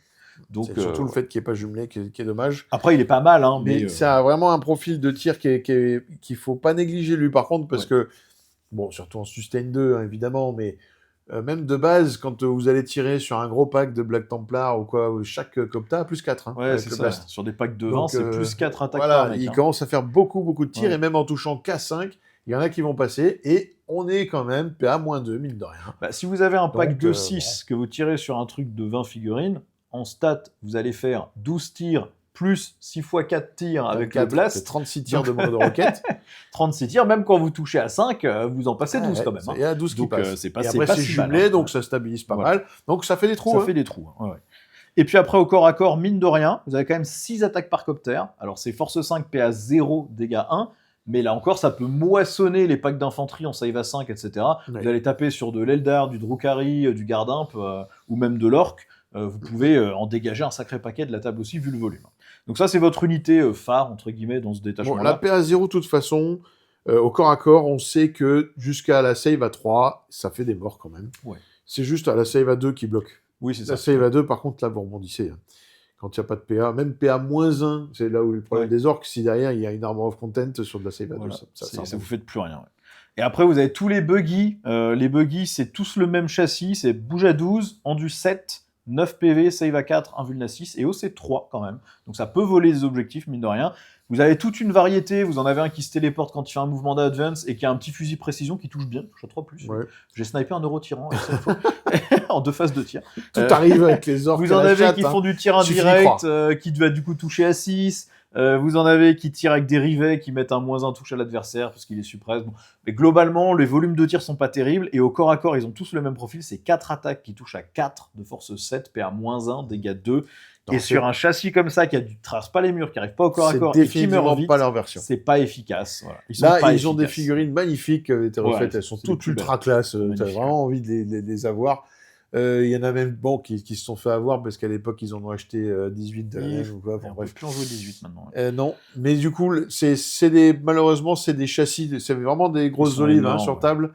Donc, c'est des châssis qui sont compliqués à jouer, qui sont pas assez forts et pas assez tanky ou pas assez violents pour être intéressants structurellement sur table. On les voit pas. Mais pour le fun, ça marche. Ouais.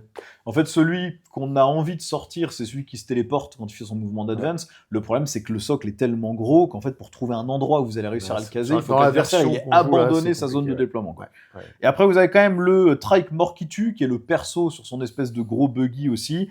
Lui, il est que en du 6, ce que je comprends pas trop pour la taille du véhicule. 9 PV quand même, save à 4, insensible à 5, il bouge à 12, il est OC 3. Et au corps à corps, il balance 4 attaques, force 10, PA-2, dégâts 2, mais il touche qu'à 3. C'est un peu décevant. Il a quelques tirs, mais bon, c'est touche à 5, peu de PA, un peu anecdotique. Sauf son petit tir, s'il arrive à passer en Melta 2, il touche à 5, bon. Mais bon, voilà. Et après, il vous donne plus 1 pour toucher sur le pack qu'il peut mener, mais c'est des motos. Et c'est des motos. Donc là encore, si vous jouez avec les légendes, vous allez pouvoir le faire mener un pack de nobs à moto qui du coup touche à 3 avec ses griffes, ça marche très bien. Sinon, c'est compliqué. Et vous faites des avances auto à 6 avec lui, et ça, du coup, pour le coup, ça lui donne une grosse mobilité. Mais il est dur à cacher, il passe pas les murs, il a un socle énorme. Pareil, il est trop gros, donc trop gros, du coup, en fait, c'est ça, faudrait que le profil corresponde à la taille qu'il prend sur table, parce que le fait c'est un handicap d'avoir une grosse figurine, c'est un handicap de ne pas pouvoir passer les murs. Donc, si en plus la figurine n'est pas terrible, là on part avec beaucoup de handicap. Donc, c'est compliqué. Voilà. Bon, on va pas parler spécifiquement des motos elles-mêmes et des aérodines, parce que les aérodines orques sont parmi peut-être les plus mauvais de tout le jeu, puisque le but d'un aérodine, en général, dans cette édition, c'est vous le sortez, vous tirez en prenant toutes les lignes de vue, sauf que les orques tirent très mal, donc ça marche pas. Et les motos, vous payez le prix d'un pack de 20 boys pour en avoir 6, quasiment, et ça tape beaucoup moins bien, ça tire pas, c'est pas... Voilà. Il y avait en version avant, il y avait un stratagème extraordinaire pour les orques qui était coup de boule du pilote, je crois. et ça faisait que votre avion explosait directement comme ça. Donc vous faisiez votre phase de move, votre phase de tir, et puis derrière le stratagème, et boum, en plein milieu des lignes ennemies avec votre avion. C'était drôle, c'était à moitié pété, mais c'était drôle. Bon, c'est un détachement que vous pouvez très bien jouer en amical. Moi, je l'ai déjà sorti 2 fois sur la table. Il me fait toujours marrer. Si votre adversaire fait pas une liste anti-véhicule pur, vous pouvez rigoler quand même. Ça peut même être très chiant, hein, le côté je t'engage tout le temps avec des véhicules, des machins. Par contre, il faut jouer sur une table, pas WTC, parce que sinon vous sortez jamais de chez vous. Comment ça se contre? Même principe que toujours pareil, ça se bloque, ça se coince. Ça se coince, ouais. Et là, en plus, ça tanque moins bien que les squigliers. Oui. Ça tape moins fort que les squigliers. Et ça coûte presque aussi cher. Donc là, ça simplifie la vie pour l'adversaire, hein, quand même. Hein. Bon. Détachement suivant, ça va être la Dread Mob. Donc ça, c'est le détachement, celui-là, c'est mon préféré de tout le codex. Je l'adore. C'est le détachement robot, Dreadnought, Kill la Canne, Stompa, tout ça, c'est juste et l'éclate. La règle, en plus, elle est fun, c'est que de l'aléatoire. Toutes les unités mech, marcheurs orc ou véhicules Gretchin. Malheureusement, les tanks grottes ne sont plus là, mais s'ils étaient là, ils seraient boostés et ils sont trop cool. Mais donc en gros, ça va être vos Dreadnought, vos Kill la Canne, toutes les unités qui ont un mec dedans, vos Stompa, voilà, tout ça. Le Gorkanaut, Morkanaut aussi, ouais. Dès que vous faites une attaque, le Mecha Dread en légende, mais qui est trop cool aussi. Dès que vous faites une attaque tir au corps à corps, vous jetez un D6. Si vous faites 1 ou 2, vous avez touche soutenue. Si vous faites 3 ou 4, vous avez touche fatale. Et si vous faites 5 ou 6, vous avez plus 2 à la PA sur les blessures critiques seulement. Donc seulement si vous faites un 6 pour blesser. Vous pouvez aussi choisir le bonus que vous voulez en disant je veux absolument touche soutenue. Mais dans ce cas-là, vous êtes à risque sur toutes les attaques de toutes les armes. Donc attention, si vous tirez avec les 5 armes du Gorkanaut, bah vous faites 5 jets de à risque. Hein. Ouais. Vous avez toutes les chances de vous faire péter la tête, donc tirez pas avec tout. Dans ces cas-là, tirez que avec ce qui est sûr de faire des dégâts, sauf si vous avez envie de péter. Et attention, ce détachement précise bien que si vous aviez déjà à risque, quand vous prenez un deuxième à risque, ou 3 ou 4 à risque à la suite, parce que ça peut arriver, vous êtes à risque sur un 1 ou un 2. Donc vous avez une chance sur 3 de vous faire péter pour 3 blessures mortelles. Ouais. Donc vous allez vous faire mal tout le temps, en fait, mais c'est très drôle. Il y a 2 façons de jouer ça. Soit vous y allez à l'arrache complet, à la chatte, en mode orc de l'ancien temps, en y croyant très fort. Ça marche, ça passe, et vous choisissez tout le temps et vous jetez du risque de partout, et banzai. Soit, en fait, les bonus sont bons, peu importe celui qui va tomber. Vous aurez sustain, vous aurez létal, vous aurez létal. Voilà, le PA-2 est un peu moins... voilà. Ça sert quand même. Il n'y en aura pas beaucoup, et en plus c'est chiant dans le séquencement. Comment on va le voir, c'est vraiment là où il ne faut pas tomber dans le piège quand vous voulez jouer ce détachement, parce qu'il est compétitif, hein, celui-là. Ouais, il est bien. Il faut partir du principe que votre bonus de détachement sera aléatoire, il sera ce qui sera. Ne comptez pas dessus. C'est sur les stratagèmes qui sont extrêmement forts, que vous allez faire vraiment la game, donc ça stabilise plutôt votre jeu, plutôt que de le rendre complètement aléatoire avec tout qui pète de partout. Et là, ce détachement est très très fort. Déjà au niveau des améliorations, pour 15 points, vous avez discrétion sur l'unité menée par un mec, donc typiquement des méga nobs avec moins 1 touche, avec l'insensible en WAG, avec une invulna 4 sur le big mech avec son champ de force custom. Ça commence à être vraiment chiant. Il y a des armées qui ont moins 1 hit, ça fait chier. Ouais, ça fait chier. Surtout quand on met ça sur des livres. Ensuite, pour 20 points, vous avez un petit machin rigolo. À votre phase de commandement, vous prenez une unité ennemie à 18 pouces et vous jetez un dé. Sur un 1 ou 2, il doit faire un test d'ébranlement. Sur un 3 ou 4, il prend des 3 mortels. Sur un 5 ou 6, il a moins 1 pour toucher jusqu'à votre prochaine phase de commandement. C'est drôle. C'est drôle. Anecdotique, mais drôle. On le prend pas, celui-là. S'il vous reste 20 points, vous pouvez le prendre. C'est drôle. Voilà. Ensuite, pour 35 points, vous en avez un où à chaque fois que vous utilisez votre aptitude pour avoir au pif, touche soutenue, fatale, etc., vous pouvez jeter 2 dés. Et du coup, vous pouvez en avoir 2. Si vous faites 2 fois le même, vous l'avez qu'une fois et c'est loupé. Mais si vous en avez 2, c'est plutôt fun. Et puis ça vous génère pas de plus d'aléatoire. Celle-là, on la prend souvent. D'ailleurs, on la prend souvent parce que ça vaut toujours le coup d'être sûr d'avoir les létalites ou la sustain comme on a envie d'avoir. Et ça va sur une unité menée par un mec, donc ça peut être n'importe quoi qui est un big mech avec shock attack gun, donc ça va être souvent des pillards. Voilà, ça peut être assez marrant. Et enfin, pour 10 points, sur une figurine mech seulement aussi, vous donnez ignore le couvert aux armes de tir de l'unité qui mène, et ça c'est crucial en orc, parce que tous les trucs qui tirent qui sont menés par un mec sont PA-1. Et du coup, PA-1, en fait c'est PA0, parce que tout est tout le temps à couvert. Voilà, donc ça. Sur des pillards, qui sont force 8, PA-1, dégâts 2, avec un volume de tir assez débile, voilà, vous êtes... oui, non, c'est ça. Ça c'est pas mal. Au niveau des stratagèmes, et c'est là qu'on a vraiment la puissance du détachement, vous pouvez mettre sur un marcheur à la phase de combat, plus 2 à la force des armes de corps à corps. C'est-à-dire que c'est des Kill la Canne force 10 de mémoire, avec son force 8, elle passe force 10. Oui, c'est ça. Ou des Dreadnought qui passent force 14. Oui. Ou un Gorkanaut qui passe chose comme force 20. Ou un Stompa qui passe force 28 ou 30. Voilà. Et vous pouvez aussi décider de pousser encore plus le truc et d'avoir plus un dégât. Par contre, vous êtes à risque. Et ça vaut le coup quand on a un pack de petits Et Kilakan, dégâts hein, parce 3, que ça on fait passe mal. des paliers là sur les forces, et là on a surtout le plus un dégât. Tant pis, vous prenez le Hazardous, Ouais, mais c'est pas grave. mais Vous là êtes vous 4 PV. passez flat 3, vous commencez à moissonner du custo, Ouais. alors que c'est typiquement la cible que vous n'arrivez pas à gérer à la base. Donc voilà, faut pas l'oublier. Ouais, c'est surviolent. Ouais. Ouais, celui-là est très très bien. Ensuite, pour un PC, vous avez à votre phase de mouvement, juste après qu'une unité marcheur orc a fait une advance, donc vous allez jeter votre dé pour avancer plus vite, vous allez avoir la relance des avances et vous allez avoir assaut sur les armes de tir. Donc, soit vous jouez le Dread multi-lance-roquette, où il a pas de pince, il a 4 lance-roquettes, et donc il fait assaut et il shoot comme un débile, ou alors vous avez le pack de Kilakan qui ont roquette et pince, et puis vous les faites advance. Autour de la WAG, vous aurez l'avance tir et l'avance charge. Et les Kilakan, eux, touchent à 4 au moins. Oui, c'est vrai. Ce qui Avec est pas les mal. roquettes. Donc celui-là, pareil, très bien aussi. Ensuite, pour un PC, vous prenez une unité mech, marcheur orc ou véhicule Gretchin à votre phase de tir, et vous allez avoir, jusqu'à la fin de la phase, quand vous tirez sur un monstre ou un véhicule, +1 pour blesser. Ça, c'est trop bien. Ouais. Vous êtes force 9, donc +1 pour blesser. Force 9 sur les armes qu'on a vues, hein, les roquettes. La plupart, c'est +1 pour force blesser, 9, ouais. c'est capital si vous voulez tuer du véhicule. Voilà. Vous pouvez mettre ça sur un Stompa aussi, hein. Avec ses méga roquettes force 14, là, Super Rocket, là, force 12 ou 14, là, son Super Gatler force 6, il se met à blesser les véhicules sur du 4, et il est content. Hein. Ah, il est content. Non, il est content. Et si vous poussez le stratagème, vous êtes à risque, mais vous avez aussi +1 dégâts sur toutes les armes de l'unité. Hein. Ouais. Donc le Super Gatler, je crois qu'il passe force 2 ou force 3 sur le Stompa. Les moindres roquettes passent les force roquettes 4. force 4. Dégâts 4, pardon, ouais. Dégâts 4, ouais, ça fait des trous. Hein. Ouais, ça fait des trous. Ensuite, pour un PC, à votre phase de tir, un marcheur orc ou un véhicule orc va avoir la relance des touches de 1, et si vous poussez le stratagème, vous êtes à risque, mais vous relancez toutes les touches. Et là, ça fait des trous aussi. C'est pareil. Mais c'est pour ça, tout le temps, à chaque fois où vous passez sur le à risque, hein, tout le temps, dès qu'on commence à prendre le bonus super fort. Donc ça se joue pas, faut pas être tout le temps à fond dans le à risque, parce que sinon, vraiment, vous allez tuer votre armée tout seul. Hein. Et puis en fait, le gars, il va vous regarder crever. Tuer avec ça. Et puis, parce qu'il arrive qu'il le pack de Kilakan, de 6 Kilakan, vous jetez vos 12 dés parce qu'il y a toutes les armes qu'on tiré. Et là, vous faites 6-1. Bon, bah là, c'est pas drôle, quoi. C'est pas rigolo. Hein, ça peut arriver, hein, donc il faut éviter. Mais quand on a besoin d'aller enfoncer un truc, voilà, ce détachement, il apporte justement une stabilité à fond. Et donc, vraiment, la létalité au moment où vous en avez besoin, quitte à perdre un peu d'unité, c'est pas grave. Or que ça se joue de manière très explosive. Quand c'est à l'instant X, il faut que ça sorte. Tout sorte. Et là, vous avez les possibilités de vous donner les armes pour que ça marche. Voilà. Les derniers stratagèmes, vous en avez un pour un PC à la phase de move, vous avez un petit mouvement réactif, mouvement normal sur une unité de Gretchin, et en plus sur 4+, vous faites des 3+1 mortels.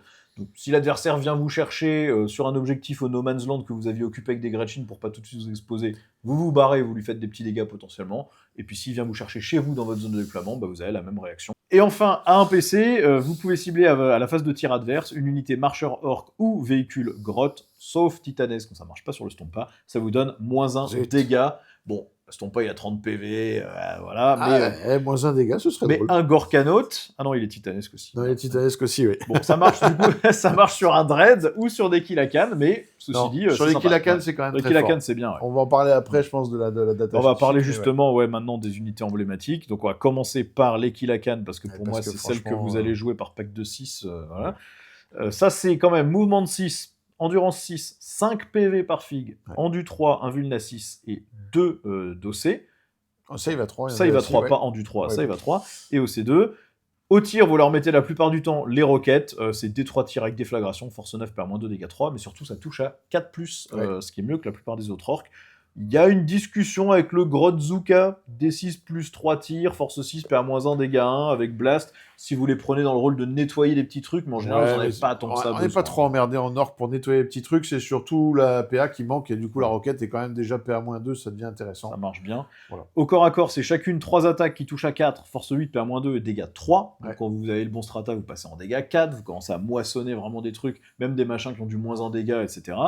Et en termes d'aptitude, de manière assez rigolote, vous pouvez choisir à chaque fois que vous tirez de jeter un D6. Si vous faites un ou deux, vous prenez des 3 mortels. Alors, ça vous tue. Avant, c'était D6, donc ça pouvait vous tuer une figue. Maintenant, ça peut plus vous tuer une figue. Mais c'est quand même une chance sur 3 de vous faire juste mal pour rien. Par contre, si vous faites 3-4, vous avez +1 à la force de tir, donc vos roquettes passent force 10. Et si vous faites 5 ou 6, vous avez +1 attaque au tir. Donc c'est D3 +1 plus déflagration. C'est ça. Et là, ça envoie quand même, hein, mine de rien. Puis ça fait partie du fluff, c'est rigolo. Ouais. Et ça coûte pas cher. Non, ça coûte pas cher. On est sur 125 points les 3, 250 points les 6. Ça paraît Ça cher, fait mais 45 points le bonhomme. c'est quand même 5 PV par mec. 5 hein, PV donc, en du ouais, 6, save à 3, 1 vue à 6. très solide. C'est pas cher. Ouais, ouais. Ils C'est sont pas cher. vraiment bien. Après, vous avez les Gorkanautes et les Morkanautes qui sont des gros châssis titanesques en du 12, 20 PV, save à 3, un vulna 6, avec des grosses armes de corps à corps, et soit plutôt plus de K qui est du petit tir anti-infanterie, soit plutôt du tir anti-monstre et véhicule. Ça touche pas très bien, mais si vous mettez un petit mec à pied derrière, il peut réparer le véhicule et lui donner plus un touche. Et en fait, c'est Ouais. comme ça que ça marche dans ce détachement, que vous preniez un Stompa ou un Gorkanaute, vous mettez le petit mec Tout le à temps. pied dans une unité de boys ou de frimeurs ou ce que vous voulez, et qui va réparer le véhicule à chaque phase de co, enfin à la fin de la phase de move, et qui va lui donner plus un touche sur toutes ses armes. Et du coup, bah forcément, ça touche à 4 maintenant, plus la relance des touches, plus les bonus. Vous pouvez aller chercher des trucs qui font Et vraiment puis, vous mal. pouvez mettre des mecs dedans. Oui, Il y a 5 Aussi, places, oui. je crois, ou Oui, 6 oui, de oui. mémoire. Mais on en a vu un peu, ça se joue de temps en temps. C'est fun, mais c'est quand même un châssis qui est pas si cher par Non, rapport au pour ce PV qu'il que fait, ça. 280, je crois. Franchement, c'est vous le comparez avec un Land Raider ou vous le comparez avec d'autres types de ce châssis à côté. En fait, c'est titanesque, donc towering. Donc ça met un orteil dans une ruine et ça voit de l'autre voit côté. tout, ouais. Donc après, vous n'avez pas trop de difficultés à les faire tirer. Ça peut être chiant à gérer pour Ouais, l'adversaire. ça marche bien, ouais. Ça s'est vu et ça peut être un gameplay d'en mettre plein. Les autres unités qu'on voit souvent, c'est le Big Mech avec canon choc, parce que lui, il shoot quand même très bien. Ouais. Il a D6 plus un tir avec déflagration, force 9, PA-4, dégâts Ouais. D6. Et puis, il va avoir la relance des touches de 1, il va donner ça à son unité aussi. Il a son petit gobo qui vous permet une fois par bataille de relancer le nombre de tirs si ça vous plaît pas. Et une fois qu'il a touché quelque chose au tir, il force un test d'ébranlement aussi. Il mène très bien les frimeurs. Ouais. Enfin, pas les frimeurs, les pillards. Les pillards, ouais. Les pillards, eux, c'est un volume de tir dégueu à 48 pouces ou à 24 si vous êtes à mi-portée, force 8, PA-1, dégâts 2. Ils ont de mémoire déjà la relance des touches Les touches, aussi. ouais, sur un objet. Alors, ils touchent à 6, par contre, Oui. donc ils ont bien besoin de la relance des touches. Il faut qu'ils aient pas bougé pour toucher à 5, donc pour eux, c'est compliqué. Mais quand vous arrivez à toucher et que vous avez la relance des touches, vous pouvez quand même faire des gros trous. Avec ce Là où ils étaient complètement pétés, c'était quand dans le détachement Sustained 2 voilà. à l'époque, Là, dans le c'était Dakar. plus fort. Parce que là, en fait, peu importe, vous touchez que sur du 6, oui, mais chaque 6, c'est 3 touches. Ça commence à chiffrer après quand vous êtes full relance, c'est qu'il y a un volume de tir comme il y a. Et donc, vous faisiez des phases de tir dégueulasses et des Overwatch aussi dégueulasses. Aussi, ouais. Parce que c'est pareil, vous faites. En fait, vous touchez pareil en tir en état d'alerte qu'en tir normal, hein, c'est sur des 6. Donc, et le Shock Attack Gun, c'est historique chez les orques. Il est drôle. Ça a toujours été drôle. En fait, à la base, dans les premières versions du jeu, il y avait des socles de Snotlin, c'était les munitions, parce qu'en fait, le but du Shock Attack Gun, c'est qu'il crée un tunnel warp, et il envoie des Snotlin dedans, et pour les rematérialiser à l'autre bout. Et donc, mais ça avait différents effets, soit ça faisait pop des socles de Snotlin, soit les Snotlin se rematérialisaient dans l'armure des mecs, donc ça les tue instantanément. C'était très très drôle. Mais du coup, cette arme, elle est iconique chez les orques, et on la veut, et on veut la voir sur table, et elle reste puissante. Elle est beaucoup moins aléatoire qu'avant. Avant, il y avait même eu un passage où il y avait un tableau des dégâts à chaque fois que tu tirais, enfin, un tableau d'aléatoire. Hein. Maintenant, il n'y en a plus. C'est assez stable. lissé, mais ça reste rigolo. Voilà. Bon, autre unité que vous pouvez sortir, là, s'il y a bien un détachement, vous avez envie de le jouer, c'est le Stompa. Alors, il est pas du tout rentable à 800 points. Hein. Vraiment, on sait pas pourquoi. Il devrait coûter aux alentours de 500, je pense. Ouais, c'est ça. À peine plus cher qu'un chevalier impérial, parce que ça bouge à 10, ça traverse pas les murs, ça passe que les petits trucs de 4 pouces. Et vu la taille de la figue, en fait, ça veut dire que ça passe ne nulle bouge part. Pas. Hein, vous le mettez sur la première ruine en face de vous, et vous prenez les de à partir de là. Voilà, et vous resterez là. Par contre, c'est Endu 14, save à 2, un vulna 6, 30 PV, OC 12, et en termes de tir, vous avez un canon, 3D6 tir, force 14, PA-3 dégâts D6. Vous avez un Super Gatler, 20 tirs, touche soutenue, force 7, PA-1 dégâts 2. Vous avez des 6 tirs de roquette, force 12, PA-3 dégâts D6 plus 2. Vous avez des Big Shooters. Au corps à corps, c'est force 24 avec 6 attaques, PA-5 dégâts 10. Bref, ultra rigolo. Quand ça pète, c'est destruction néfaste 2d6. Ça m'est arrivé qu'il pète. Il a nettoyé toute une moitié de table de mon armée orque et des tyrannides. Ouais. Il est délirant, mais il est beaucoup trop cher pour être sorti en compétitif, à part pour le fun. Beaucoup trop gros, mais c'est une figurine qui est vraiment hilarante et une très belle pièce. On l'a vu, orque, hein. On l'a vu des Stompa sortis en fun comme ça. Parce que c'est fun et puis parce que les joueurs orques, quand ils craquent. Hein, voilà, ils jouent ce qu'ils ont envie.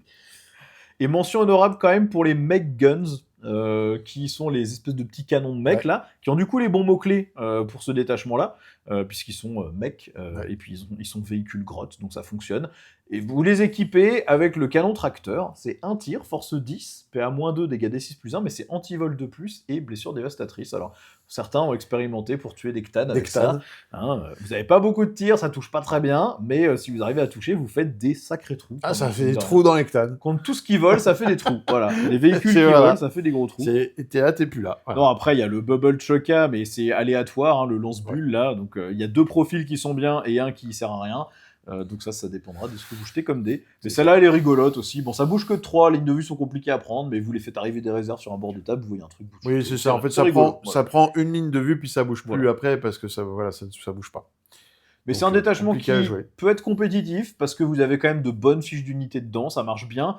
Vous n'êtes pas obligé de tout prendre en véhicule, en machin. Vous pouvez tout à fait continuer à jouer les unités orques qui bénéficient juste de la WAG, des packs de boys avec cascule, des nobs, des méga nobs, tout ça, ça marche très bien. Vous pouvez mettre un mec dedans si vous voulez les bonus, mais ça marche. N'oubliez pas que le bonus marche aussi au corps à corps. Ce détachement, il est cool, il est vraiment bien. Et puis il est dans l'esprit. Oui, exactement. Détachement suivant, c'est la marée verte. Là, c'est votre détachement, tu joues tous des boys de partout. Alors ça ne booste que les boys normaux, pas les Bisnaga boys, parce qu'ils n'ont pas le mot-clé boys, malheureusement. Mais en gros, dès que quelqu'un attaque un boys dans votre armée, il va avoir une invulne à 6, et s'il est dans une unité de 10 figurines ou plus, il va avoir une invulne à 5. C'est le nombre de figurines du moment qui compte, pas le nombre de figurines de départ. À l'activation. Donc c'est votre détachement, 120 boys, cancer, invulne à 5, voilà, c'est le stat check. Les améliorations, pour 10 points, vous en avez un qui va vous faire plus 1 à la force des armes de mêlée du porteur seulement, ou plus 3 à la force des armes de mêlée du porteur s'il est dans une unité de 10 figurines ou plus. Ça vous fait un gros warboss qui tape très fort dans une unité de 20 boys. Pour 25 points, vous avez un truc qui vous permet de gagner un CP sur 5+, ou sur 3+, si vous êtes dans une unité de 10 figurines ou plus, même si vous êtes dans un transport. Intéressant, mais vous avez les Gretchen pour le faire. C'est toujours pareil. Pour 15 points, vous avez la possibilité de relancer les jets d'advance sur une unité infanterie orc, et aussi de relancer les charges. Si vous êtes dans une unité de 10 boys, vous prenez plutôt pour la relance des charges. Bon, les deux, parce que quand t'es en WAG, t'avances l'advance charge, ça te permet de stabiliser. Ça se prend. Pour 15 points, c'est bien. Et enfin, pour 20 points, tant que vous menez une unité, elle compte toujours comme ayant 10 figurines ou plus pour la règle de détachement. Donc vous avez votre invulne tout le temps à 5, et on verra que ça marche aussi sur les stratas. Au niveau des stratagèmes, pour un PC, vous avez la relance des blessures de 1 ou la relance de toutes les blessures si votre unité a 10 figurines ou plus. Ça marche que sur les boys et au corps à corps. Relance des blesses sur un pack de boys avec gascule, voilà. Quelle violence. Ça mouline, c'est atroce. Ensuite, pour un PC, une unité qui est au corps à corps va pouvoir taper avec une portée d'engagement de 3 pouces. Donc ça vous permet de faire taper en fait un rang de plus que ce que vous auriez pu faire taper normalement. En fait, ça fait taper tout le pack de 20, même si vous êtes dans un endroit un peu étriqué, un peu compliqué, etc. Ce qui arrive souvent. Hein, et donc ce stratagème est vraiment très fort. Ensuite, pour un PC, vous pouvez cibler 2 unités de boys qui sont à 6 pouces l'une de l'autre, et elles vont toutes les deux compter comme ayant 10 figurines ou plus pour toutes les règles de détachement, les améliorations, etc. Bon, ça vous permet d'avoir vos bonus de manière plus fiable. Si l'adversaire n'a pas détruit une unité puis une autre, mais qu'il a essayé d'en abîmer 2 côte à côte. Ensuite, pour un PC, vous pouvez ramener des 3+2 figurines dans une unité de boys, sauf les personnages. Ça, c'est insupportable pour l'adversaire. C'est ça qu'on utilise et qu'on spam tout le temps. En plus du paintboy qui en ramène, vos packs de boys, vous les réalimentez au fur et à mesure. Donc, soit ils vous les lavent d'un coup, et à ce moment-là, vous prenez même pas la tête à savoir s'ils sont plus de 10, ils sont juste morts. Soit ils essayent juste de les descendre et vous les faites raise et vous récupérez votre invulne. Ça vous donne de la distance de mouvement, un peu bonus à chaque fois. Pour un PC, vous avez plus 1 à la charge, et si vous avez 10 figurines, vous avez la relance des charges en entier sur une unité de boys. Très bien. Et pour un PC, à la phase de tir adverse, quand on tire sur une unité de boys, vous avez un mouvement d'élan. Alors c'est que de D6 pouces, mais si vous avez 10 figurines, vous pouvez relancer le D6, et ça vous permet d'arriver au corps à corps. Donc ça évite que l'adversaire vous tire dessus depuis le bout d'un objectif quand vous êtes sur l'autre bout, parce que sinon, vous risquez de le contacter dans sa propre phase et de le défoncer du coup dans son tour. Ça, c'est un détachement qu'on a vu pas mal, parce que c'est un stat check assez violent. Au gros pack de 20 boys avec le Warboss et le Paintboss, ou enfin le Doc, quoi. Il va leur filer un Feel No Pain à 5. Ils ont déjà une invulne à 5, même quand il n'y a pas la WAG. Ils raisent. Et donc, ça commence à être compliqué. Et quand il y en a 120 comme ça, en enduit à 5, ça fait beaucoup. Donc, c'est vraiment un stat check. De temps en temps, quand la méta s'y prête, poum, ça rempote, parce que si les gens s'y font pas attention, c'est ingérable quand on n'a pas les armes, on peut rien faire. C'est beaucoup d'OC, Oui. donc même si ça peut manquer de létalité ou de PA contre typiquement de la save à 2 ou des trucs comme ça, le problème c'est que vous faites noyer littéralement à table, et donc il prend tous les objets, vous scorez plus, le temps que vous vous dépatouillez des orques, la game elle est finie, parce qu'il va les raise, il va les faire revenir, il va les faire... Bon voilà quoi. Vous empêchez de marquer pendant 3 tours, mais si vous avez les dégâts, en fait l'armée fera pas donc grand voilà, chose. par contre si vous avez les dégâts, il manque un peu d'armes par rapport au Warhorde qu'on a vu avant, qui va fiabiliser plus la létalité, les combats en mourant, les trucs comme ça, qui vont faire que... Voilà. Bon, à part les boys qu'on a déjà vu, l'unité phare du coup c'est le Pain Boy que vous pouvez mettre en plus d'un Warboss dans un pack de boys. Il va vous donner un insensible à 5, il a une petite griffe énergétique, et en plus il a sa petite seringue, où si vous faites une blessure critique, mais c'est anti-infanterie 4+, donc il suffit de faire un 4+, sur une unité d'infanterie, vous faites des 6 BM sur l'unité, et puis il a une petite précision en plus là-dessus. Oui, il est rigolo lui. Il est rigolo, il est sympa, et puis il ramène effectivement des 3 figurines à son pack de boys une fois par bataille avec son petit grotte. C'est un petit grotte. Celui-là il marche bien. Les boys on en a déjà parlé. Et après de toute façon si vous prenez 6 packs de 20 boys, en fait il vous reste encore genre 1000 points d'armée quasiment à remplir. Donc vous pouvez mettre plein d'autres trucs mais qui seront pas du tout boostés par le détachement. Ouais. Le détachement suivant, c'est les Bully Boys, c'est le détachement Nobs et Mega Nobs. Il va vous permettre de faire plus de WAG en fait. Concrètement, vous pouvez au début de votre phase de code déclencher une WAG de plus pour le tour, à chaque tour, si vous avez envie. Et juste un tour où vous n'avez pas déjà mis la WAG, évidemment. Voilà.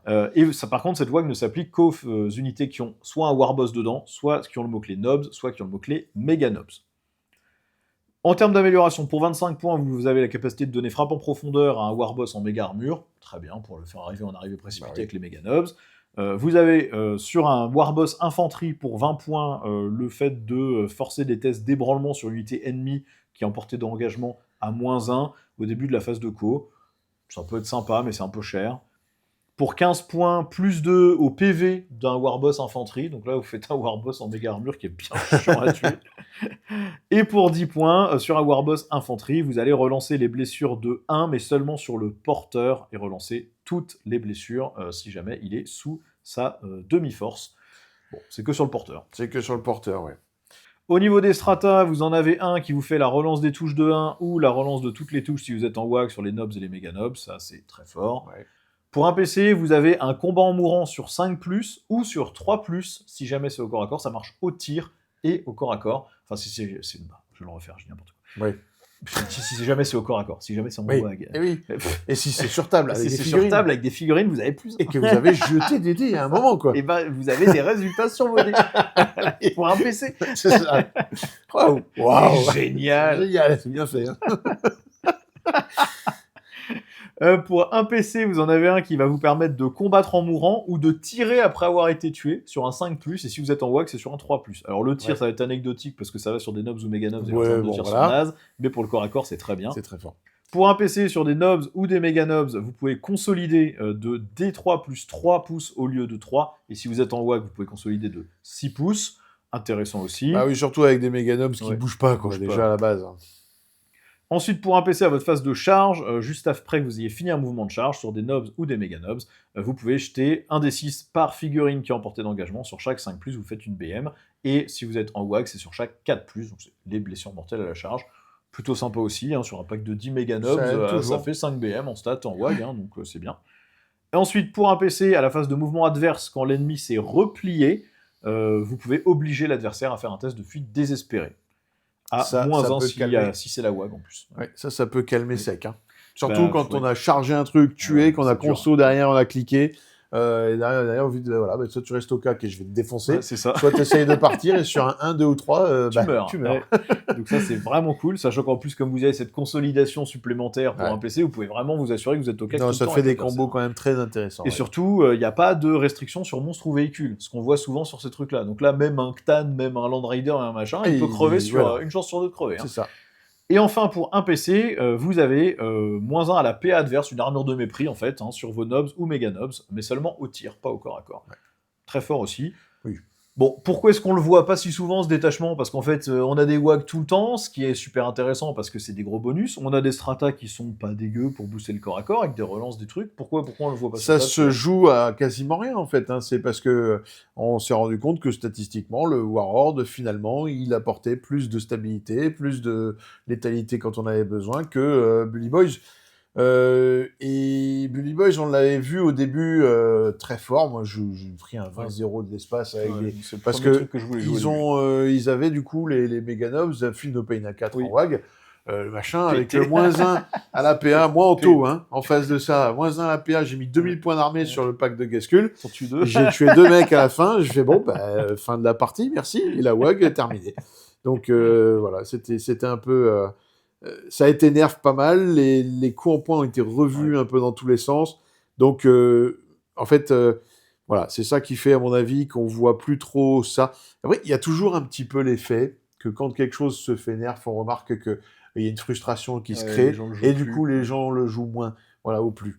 Mais sinon, il est complètement jouable, hein, ce détachement, que les choses soient claires, ça marche. C'est du pinaillage entre Bully Boys et Warhord, je pense que c'est vraiment du pinaillage. En fait, ce qui pour moi Ça pêche dépend un de peu votre dans gameplay. celui-là, c'est que les nobs avec les pinces ça touche à 4, les méga nobs avec les pinces ça touche à 4. Donc vous voulez mettre le Warboss dedans pour que ça touche à 3. Là, vous avez la relance des touches, mais il vaut mieux avoir une relance des touches sur une touche à 3 qu'une touche à 4. Le problème, c'est que si vous faites ça, vous n'avez plus les Warboss pour les packs de boys, et du coup, vos WAG bonus, elles n'affectent que les nobs et les méga nobs, alors que si vous aviez pu mettre les Warboss dans les packs de boys, bah, vous auriez aussi des boys qui peuvent faire des WAG multiples. Et c'est un peu le Warboss. C'est un peu le conflit entre où est-ce que tu veux mettre tes Warboss, et du coup, ça limite le volume d'unités. Ou alors tu te retrouves avec des nobs qui tapent plutôt moins bien dans ce détachement que dans d'autres. Mais après, voilà, mais vraiment, très jouable, en hein, fonction bien, de votre gameplay, de votre façon de jouer et tout ça, vous allez peut-être mieux apprendre celui-là que Warhord ou inversement. C'est à vous de voir. Le détachement suivant, c'est la brigade tactique. C'est détachement grotte masse qui vous donne un peu la règle de l'Astra Militarum. En fait. Ça. Donc vos Storm Boys sont les lignes. Qui réfléchissent fort. C'est ça, c'est les Blood Axe qui font des tactiques. Ouais. Ils sont honteux, ceux-là. Vos Storm Boys sont lignes, donc vous pouvez prendre 6 packs de 10 Storm Boys si vous avez envie. Et puis surtout, à votre phase de commandement ou après être posé sur la table, donc quand vous débarquez d'un transport, arrivez des réserves, vous prenez une figurine mech, Warboss ou Boss Necrot. Chacune de ces figurines peut donner des tactiques à des unités orques à 6 pouces. Pour ce faire, vous faites quand même un test de commandement sur votre boss ou votre mech. S'il est raté, l'unité à laquelle il a mis l'ordre prend une BM. En gros, il en exécute un pour dire tu fais ce que je te dis et tu te rupture d'anévrisme. Il y en a un, il a trop réfléchi dedans, il n'a pas compris, mais ça lui a pété le cerveau. Mais dans les deux cas, vous avez quand même la tactique. Attention, si une unité devient ébranlée, elle n'a pas de tactique, et vous ne pouvez pas mettre une tactique sur une unité ébranlée.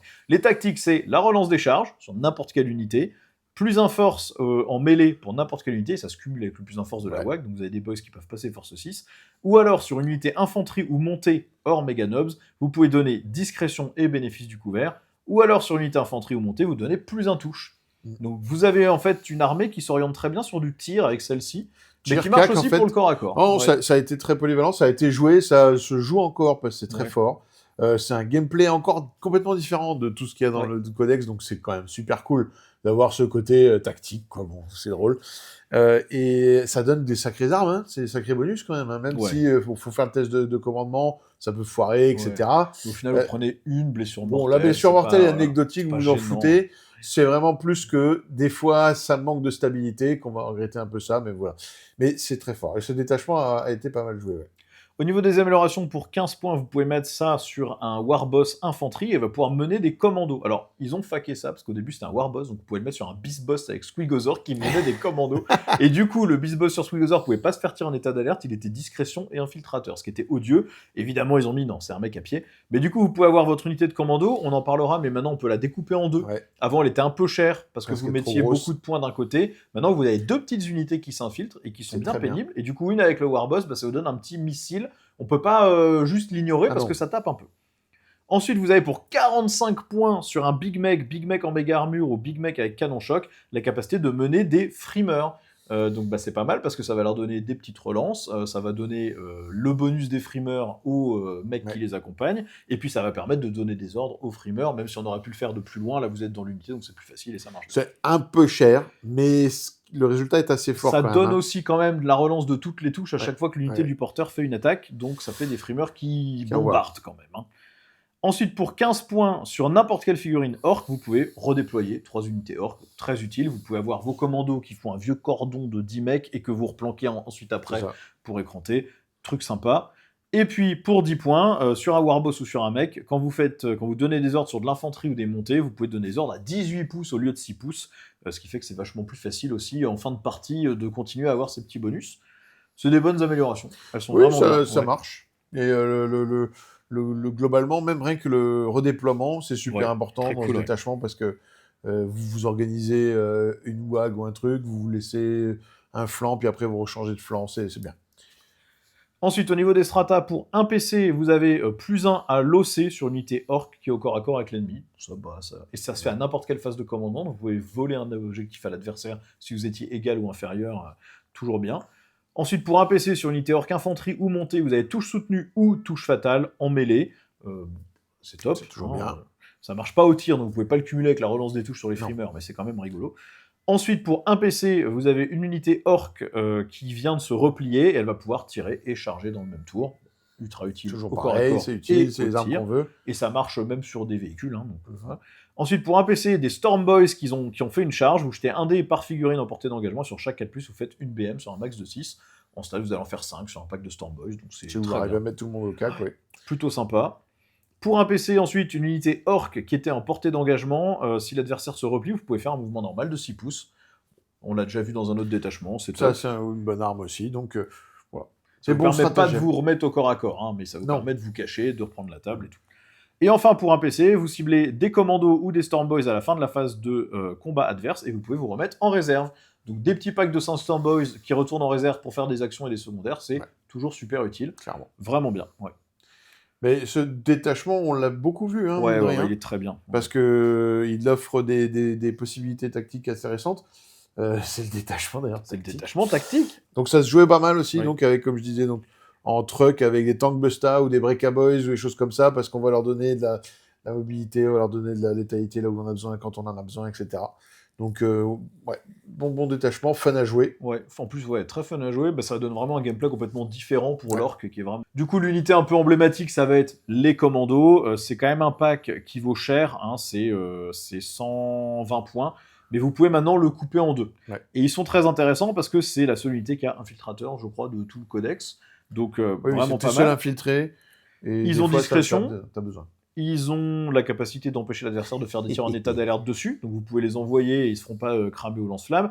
Ils ont une variété d'armes, ça tape plus ou moins comme des boys, mais vous avez le nob avec sa petite pince, vous avez une espèce de bélier qui tape un peu comme une pince aussi, donc il y a moyen de faire des trucs, et vous avez des armes de tir aussi, lance-flamme, lance-roquette, machin. Ouais. Donc vous pouvez vous faire un des packs qui a plutôt des armes de cac et un des packs qui a toutes les armes de tir, les couper en deux, les infiltrer sur la table. Vous avez en plus le petit grotte qui vous donne une invulnérable à 5 jusqu'à la fin de la phase, une fois par bataille. Et vous avez peut-être un petit squeak bomb pour faire des blessures mortelles. Celle-là, elle est cool, c'est une bonne unité, ouais. Et après, on a les Storm Boys. On va pas s'attarder dessus parce que c'est ni plus ni moins que des boys normaux, sauf qu'ils bougent à 12 et ils peuvent avancer et charger tout le temps comme ils veulent, ce qui est plutôt sympa aussi. Par contre, ça tape comme des boys normaux. Donc, ils peuvent prendre une BM, je crois, s'il faut une advance. C'est plus le cas maintenant, ils ont enlevé. Ouais. Là, maintenant, c'est juste t'avances et tu fallback et puis c'est tout. Ouais. Ils sont devenus stables. Ils sont stables et ils sont bien. Avant, c'était des roquettes qui partaient dans tous les sens, qui explosaient sans arrêt, voilà. Et maintenant, les mecs, ils sont aussi bons que des Space Marines. C'est ça. Et les unités qui tirent, type frimeur et tout, on va en parler dans le détachement d'après, qui est le plus de DACA. Plus de DACA.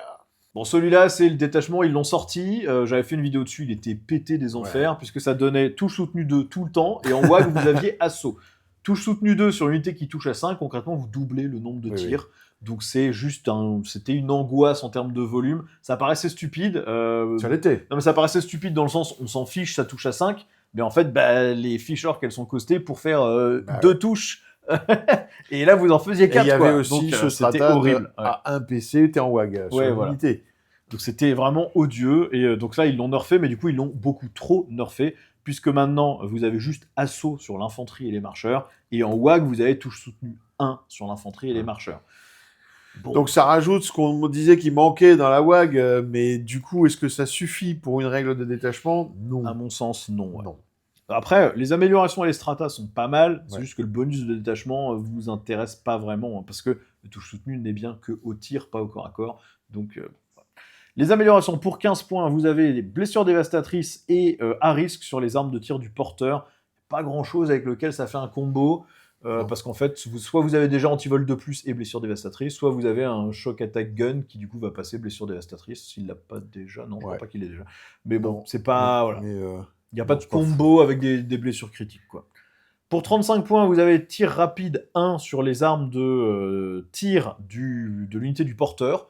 Donc ça peut être sympatoche pour certaines unités. Mais... Bah, ça se mettait sur les MechBoys, enfin, sur un Shock Attack Gun qui allait dans des canons. Voilà, ouais. Mais sachant que les pillards ont déjà tir rapide sur leur arme. Non, c'était vraiment plutôt pour les canons, pour les packs de pour les mech guns, quoi. Les mech guns, ouais. Ensuite, vous avez le squeak de ciblage, le squeak de visée. Pour 15 points, vous avez plus un touche quand vous faites une attaque avec l'unité du porteur. Bon, bah, ça permet d'avoir des pillards qui touchent à 5 tout le temps. Donc ça, c'est indispensable. Ou des mech guns qui touchent à 3. Ouais. Pas dégueu. Non. Et puis pour 10 points, vous avez la capacité de shooter si vous avez désengagé. Donc ça, c'était sympatoche aussi. Ouais. C'est pareil. Quand on veut jouer tir, c'est toujours sympathique, oui. Après, je parle au passé de ce détachement parce qu'il a pris tellement sur la tête que... C'est ça, il faut se dire quand même que d'un côté, vous avez Warhord qui donne Sustain It 1 tout le temps au corps à corps, et là, c'est Sustain It 1 que en WAG. Un tour à la WAG. Et au tir. Ouais, on va taper, hein. On va les taper là plutôt. Hein. C'est ça le problème. Hein. Les stratagèmes pour un PC à la phase de combat, vous avez la relance des blessures de 1, et si l'ennemi est à portée d'un marqueur d'objectif, vous relancez toutes les blessures. Bon, ça vous booste le corps à corps qui n'a pas d'autre boost dans ce détachement, donc c'est sympa quand même. Hein. Relance des blessures en or qu'on aime bien. Oui, ça marche. Ensuite, pour 2 PC, vous pouvez déclencher une WAG bonus à votre phase de co sur unité orc. Et c'est fort, maintenant c'est 2 PC. Voilà, faut pas oublier que la WAG c'est plus un force, plus une attaque, avant ses charges, un vuln à 5, donc pour un PC c'était vraiment pas cher. Non, c'était pas assez cher. Bon, là pour 2 PC c'est rude et ça vous donnera votre touche soutenue 1 sur vos unités de tir en plus. Voilà. Bon, voilà, ça fait beaucoup de bonus additionnés, mais peut-être qu'avec le nerf de la règle de détachement, ils auraient pu le laisser à un PC celui-là. Ensuite, pour un PC à votre phase de co, vous avez une unité marcheur hors kill à canne qui va gagner plus un mouvement, plus un commandement, plus un OC et plus un touche pour toutes ces attaques, tir ou corps à corps. Bon, ça vous fait un Dreadnought ou un Gorkanaut qui fait vraiment peur. 0. Hein, parce que le plus un touche, alors vous pouvez pas le cumuler avec le petit mec qui est derrière qui vous donne le bonus, mais ça vous fait quand même un Gorkanaut ou un Morkanaut ou un Stompa qui touche à 4 systématiquement, qui bouge un petit peu mieux et qui a encore plus d'OC. Donc, Ensuite, pour un PC à la phase de tir, une unité orc va gagner Ignore le couvert. Indispensable parce que vos armes de tir sont souvent PA-1. Ouais. Donc, oui. Ensuite, pour un PC, vous avez plus 1 à la PA justement quand vous tirez sur la cible éligible la plus proche dans les 18 pouces. Mais quand vous additionnez ça et le ignore couvert, vous commencez à tirer avec des petits mecs qui vont relancer toutes les touches avec le porteur, qui vont être PA-2 ignore cover sur des armes force 6, dégâts 2 avec les frimeurs. Ça fait des trous de fou. Hein. Quand on vous dit ça arrachait tout, hein, ce détachement comme ça. Et ensuite, pour un PC, t'appelles ça du Daka. Et c'est quand on vous a détruit au tir, eh bien vous pouvez tirer en retour, mais uniquement sur l'unité qui vous a tiré. Sinon, c'est votre petit tir en retour, tir vengeance. Tir vengeance, voilà. Qui là encore peut être violent. Alors attention, vous pouvez pas utiliser vos stratas à votre phase de tir pendant ce tir en retour, parce que vous êtes dans la phase de tir de l'adversaire, mais ça vous permet quand même des fois de faire des trous. Le pack de, comment ça s'appelle là, de Lutas, qui a fait déjà une grosse salle de tir à votre phase de tir, qui a fait un Overwatch dégueulasse, à l'époque Sustain It 2, en retour, qui se fait tuer, qui refait une salle de tir, un machin. C'est insupportable. Le mec en face, il pleure, à un moment, il arrête. En parlant justement des Luta, donc les pillards, ils ont chacun 2 tirs, mais tir rapide 1 à 24 pouces, donc ils sont souvent à 3 tirs. Ça touche à 6, mais ça a lourd, donc si vous n'avez pas bougé, ça touche à 5. Force 8, PA-1, dégâts 2. En soi, c'est une unité qui fait rarement grand-chose, mais quand vous leur donnez un plus 1 pour toucher de base, quand vous leur donnez une relance des touches, quand vous leur donnez un touche soutenu, en fait, ça commence à s'additionner, le ignore cover, etc. Et ça finit par faire des packs qui, quand même, dégomment beaucoup. Je rappelle quand même que c'est 100 points les 10. Ça coûte que dalle. Alors, ça tank comme des boys. Hein. Vous avez 2 mecs qui n'ont pas l'arme de base. Ils ont à la place un rocket launcher ou un custom Mega Blasta pour ajouter un petit peu. Et ils ont quand même la relance de toutes les touches quand ils tirent sur un objet. Voilà. Donc vous leur mettez le plus 1 touche pour qu'ils soient à 5 même quand ils ont bougé, vous leur mettez la relance des touches, vous leur mettez le ignore cover, bon, ça commence à faire des parce trous. Que, comme ça tank rien du tout, ça a forcément bougé pour tirer. Parce que c'était caché avant, sinon c'est mort. Donc le heavy, vous l'avez jamais, hein, quasiment, faut pas rêver. Ça arrive jamais. Par contre, voilà, comme on a vu, ça fait des saucées de tir. Il y a un shock attack gun dedans en plus. Ou deux. Bon, voilà, ça peut faire vraiment des trous. Là, le problème dans ce détachement, c'est on a toutes les armes pour vraiment pouvoir pour avoir du fun en tirant. Et c'est ce qui manquait en gameplay dans les orques, dans le Codex Orc. parce que là, tous ceux qu'on a vus juste avant, c'était globalement que du CAC, Ouais. hein, à part les mobs, là, Dread Mob. Mais globalement, c'est voilà, très porté CAC. Donc là, ça a apporté du tir. Le problème, c'est que le nerf a été trop violent. Le bonus de détachement est même pas sexy, j'ai envie de dire. Ouais. Nous, on Non. avait dit, ça aurait été bien que ce soit Sustainite 1 tout le temps. Voilà. Et assaut en WAG. Et à la limite, assaut en WAG. Et l'inverse, quoi. Mais pas comme c'est là. C'est un peu trop limitant. Et en fait, le stratagème qui met une unité en WAG ne devrait pas exister. Oui, voilà. Parce je que pense, ouais. même à 2 PC, Ouais. c'est compliqué. Enfin, à 2 PC, ça devient un peu trop cher. Mais voilà, il aurait dû y avoir autre chose. Mais donc, c'est dommage. C'est C'était frustrant. l'occasion de mettre un strata qui te disait que tu comptes comme étant stationnaire ou que si tu tires depuis un pont de tir, t'as un bonus à la con. Enfin, voilà, il y avait des trucs Ou rigolos à juste faire une pour que ça invule, synergise. une voilà. invule comme ça. Ouais, ou un donner petit une moins petite 1 invule. touche au tir pour Voilà. l'ennemi.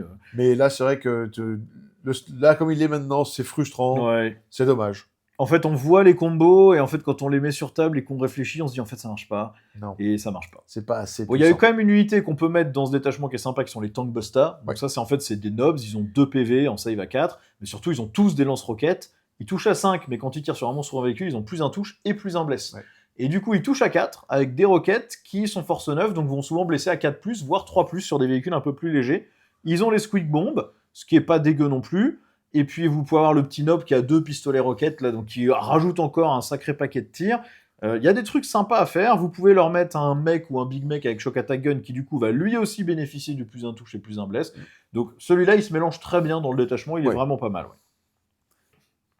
Bon, le dernier détachement, on va passer très vite dessus parce que je l'ai déjà couvert, il vient de sortir, c'est le détachement flibustier, j'en ai déjà parlé plusieurs fois. En gros, il va vous donner touche soutenue 1 sur un objectif que vous désignez au début du round et seulement pour des attaques faites par des unités infanterie montée ou marcheurs. Vous avez ce bonus si vous attaquez un truc sur cet objet ou si vous êtes vous-même sur cet objet. Voilà. On en a déjà parlé, donc, le bonus ça ne marche pas ça parce marche que pas, voilà. c'est en début de round, malheureusement. Ça veut dire que si vous êtes joueur 2, bah, l'adversaire il se dit ah tu vas être très fort sur cet objet, ah bah, j'y vais pas. Voilà, et c'est tout. Et donc ça s'esquive trop facilement. Si ça vient à être réécrit, puis que vous regardez cette vidéo plus tard et que vous tombez, que ça devient début de phase de commandement, le détachement est viable. Vraiment, il y a des trucs à faire. Et en fait, je pense que même par rapport aux autres détachements orques, ce qu'il faut lui mettre, c'est juste ta touche soutenue 1 quand tu attaques sur un objectif ou que tu es sur un objectif, point barre, terminé. Pas sur un ça objectif force fini. ça quand même. Moi, je trouve que en Warhawk, ta touche soutenue 1 sur tout le temps, toute la table, hors des objectifs. Là, c'est tiré cac. Là, c'est tiré cac, mais que sur les objets. Je sais pas. C'est difficile à équilibrer parce que ça peut vite partir en couille avec les orques. Ouais. Donc, je trouve que là, c'est vrai que ça fonctionne pas. Tu donnes ton plan de jeu à l'adversaire. En termes d'amélio, on en a une qui fait des blessures mortelles sur une unité orque à 12 pouces et ça lui enlève l'ébranlement. Donc pourquoi faire des blessures mortelles quand toutes les autres armées ont ça sans faire les blessures mortelles pour désébranler un truc. Ensuite, pour 20 points, vous avez Ignore le couvert, utile quand vous voulez tirer. Ça c'est sûr, bien. C'est très bien. Mais il coûte plus cher que dans l'autre détachement. Il coûte 10 points de plus que dans le détachement Dread Mob. Pourquoi ensuite, 15 points pour avoir... Celle-là, elle est marrante. Celle-là, vous allez tirer au pif le bonus que ça vous donne. Sur un 1 ou un 2, plus 2 de move. Sur un 3 ou un 4, plus 1 en force en mêlée. Sur un 5 ou un 6, plus 1 à la CC. Vous mettez toujours ça sur un pack de corps à corps parce que ça n'intéresse que le corps à corps. Mais quelle que soit l'unité qui va au CAC, elle sera contente d'avoir soit du move, soit de la force. Donc ça, c'est top. C'est drôle. Et ensuite, vous avez la carte magique de Razgit à 25 points, qui, elle, va vous permettre de redéployer des unités infanterie orque. 3 unités infanterie orque. Ça, c'est toujours bien. C'est rigolo. Pour un PC, vous avez la relance des blessures quand vous attaquez une unité ennemie qui est sur l'objectif que vous avez désigné. Donc, si l'adversaire vous laisse faire et s'est mis sur votre objectif désigné, vous allez pouvoir le défoncer. De toute façon, vous allez le défoncer si c'est sur votre objectif désigné. Hein. Ensuite, pour un PC à votre phase de commandement, vous pouvez déclencher une WAG sur une unité. Là, ça coûte 1 PC. Dans l'autre, ça coûte 2. Pourquoi ? Alors que le bonus là est meilleur, on ne sait pas. Ouais, je sais pas. Voilà. Ensuite, pour un PC à votre phase de mouvement, vous avez une avance auto à 6. Ça, c'est bien. Ça marche partout. Oui. Pour un PC à votre phase de tir, vous avez déflagration sur toutes les armes de tir de l'unité. Ça peut être un marcheur, n'importe quoi, tant que vous tirez sur de l'infanterie. Mais voilà. Là, ça c'est sur les frimeurs, là, ça devient n'importe quoi. Là, les mecs, les frimeurs ou les pillards, ils satellisent n'importe quoi, le tir. Ben non, imaginez un pack de 20 figues, vous avez plus, même un pack de 10, vous avez plus de tirs par mec, ça double le volume d'attaque, quoi. Donc avec le touche soutenu, voilà, c'est très fort. Ensuite, pour un PC sur une unité de frimeur seulement, vous avez anti-véhicule 4+, ce qui est bien parce que vous êtes force 6. Le problème, c'est que vous êtes PA-1 et que vous pouvez pas avoir ignore le couvert dessus parce que vous n'avez pas de perso qui peut les mener dans le détachement flibustier, parce qu'on n'a pas Captain Badruk, sauf si vous jouez avec les... Et enfin, le dernier, pour un PC, quand l'adversaire fait un mouvement de repli, vous avez un mouvement normal de 6 pouces, on l'a déjà vu dans 2 autres détachements. Ça vous permet pas de vous mettre au corps à corps, il faut évidemment que vous soyez pas au corps à corps pour le déclencher. Bon, on en a déjà parlé, voilà. Il fonctionne pas dans son bonus de détachement. Comme ça, il fonctionne pas, mais il est fort, hein, attention. Les stratagèmes sont bons, les améliorations sont ok, c'est juste que le bonus de détachement est trop restreint. Si vous le donne au choix en phase de commandement, ça marcherait un peu mieux. Il y a vraiment des trucs à faire. Il y a vraiment des trucs à faire parce que... Mais alors pourquoi est-ce qu'on peut pas mettre un personnage mec avec l'amélioration qui mènerait à un c'est ça qui manque aussi, exactement. C'est qu'il faut le personnage qui peut rejoindre les frimeurs. C'est bête. Parce que sans ça, malheureusement, c'est un peu dommage. Mais sinon, là, on peut jouer sur un autre gameplay complètement différent qui est vraiment de... je vais sniper chaque objet un tour par un tour, sans avoir besoin de lancer la grosse WAG. Il suffit d'avoir une unité qu'on va mettre en WAG et qui va aller foncer sur l'objet, va nettoyer, va dénailler l'objet, c'est votre objet, et ainsi de suite. Et ça, vous allez pouvoir le faire toute la game. Donc ça donne un autre type de gameplay alors qui n'est pas forcément explosif. Et c'est pour ça que c'est fort. Et c'est pour ça que c'est pas dit qu'on le voit pas quand même comme ça. Hein. Après, voilà, il y a toujours des génies qui arrivent je vais le tester. Il y a toujours des génies qui arrivent à sortir des listes improbables, des trucs qu'on n'a pas forcément vus et tout ça. Donc, faut quand même s'en méfier. Il y a des bonnes armes. Et puis narrativement, c'est fun. Vous jouez votre armée de flibustiers, ça booste un peu le tir, un peu le cac. Si vous jouez pas contre un mastermind, il va vous laisser jouer sur votre objet. Votre pote, il va pas vous saouler non plus. Hein. Il va envie d'aller sur les objets. Voilà, c'est pas... ça sort. Moi, je vais le jouer pour le fun. Voilà, ça va être marrant. Mais voilà, pour l'instant, on a du mal à voir la compétitivité du truc par rapport à un Warhorde ou un tactique. Quoi. On verra. Bon, pour conclure sur le codex Orc, on s'amuse quand même là-dedans. Il y a de quoi faire. Hein. Il y a vraiment de quoi faire et c'est un codex super riche, beaucoup d'entrées, beaucoup de types de gameplay. Ça se ponce, ça se reponce, ça se re-reponce. Enfin, on peut y aller, quoi. Se faire plaisir. Ça demande... ça se joue à la bourrine sans trop de cerveau, comme un orc. Mais ça peut se jouer avec beaucoup de doigté et être très difficile même en micro, etc. Donc, en fait, c'est très accessible comme gameplay parce que voilà, vous faites un tout droit avec tout, et voilà, banzai. Ça passe, ça casse, c'est orc, pourquoi pas. Ou au contraire, une fois que vous maîtrisez un peu plus les micros, les techniques de clic, etc., avec le corps à corps, où il n'y a pas de skill cap, vraiment, vous pouvez être un très très bon joueur orc, il va toujours s'en sortir, il va toujours réussir à faire des trucs, quoi. Et si vous êtes là juste pour le fun, pour jouer avec vos potes, c'est une armée qui est juste délire. En fait, tout est aléatoire, tous les bonus que vous avez sont au pif. Il y a des fois, c'est marrant, il y a des trucs qui pètent partout, vos armes qui explosent. Des fois, vous faites des jets de dés de ouf et ça fait des dégâts que personne n'avait vu venir. Des fois, vous jetez 80 dés et vous tuez un Space Marine. C'est marrant, c'est une armée qui est drôle, qui est cool, les figurines ont de la gueule. Moi, c'est pas pour rien que je les joue, c'est l'armée du what the fuck. On la sort, on éteint son cerveau et on joue comme un teuteux et on se marre tout le temps. Même quand on perd la partie, on a fait une bonne baston, c'était marrant et c'est pas grave, quoi. Bon, en tout cas, on espère que cette petite vidéo vous a plu. N'hésitez pas à nous donner en commentaire les éventuelles erreurs qu'on aurait commises à la lecture. Normalement, on le connaît pas trop mal, mais on a pu se planter. Bien sûr. C'est un jeu riche. Et puis, si vous voulez soutenir la chaîne, n'hésitez pas. Vous avez comme toujours la page My Hobby Place, donc ça vous permet d'acheter vos figues moins cher que chez Games, et ça nous reverse une petite com si vous sélectionnez la chaîne au moment de payer. Et puis, vous avez surtout la page Tipeee qui nous aide à améliorer ces vidéos-là et les rapports de bataille. Améliorer les micros, améliorer les cams, etc. Vous êtes déjà nombreux à nous soutenir, merci à vous. Si vous voulez les rejoindre, le lien est dans la description. Allez-y, Voilà. Bon, merci d'avoir regardé, et on vous dit à la prochaine pour une nouvelle vidéo. Allez, ciao.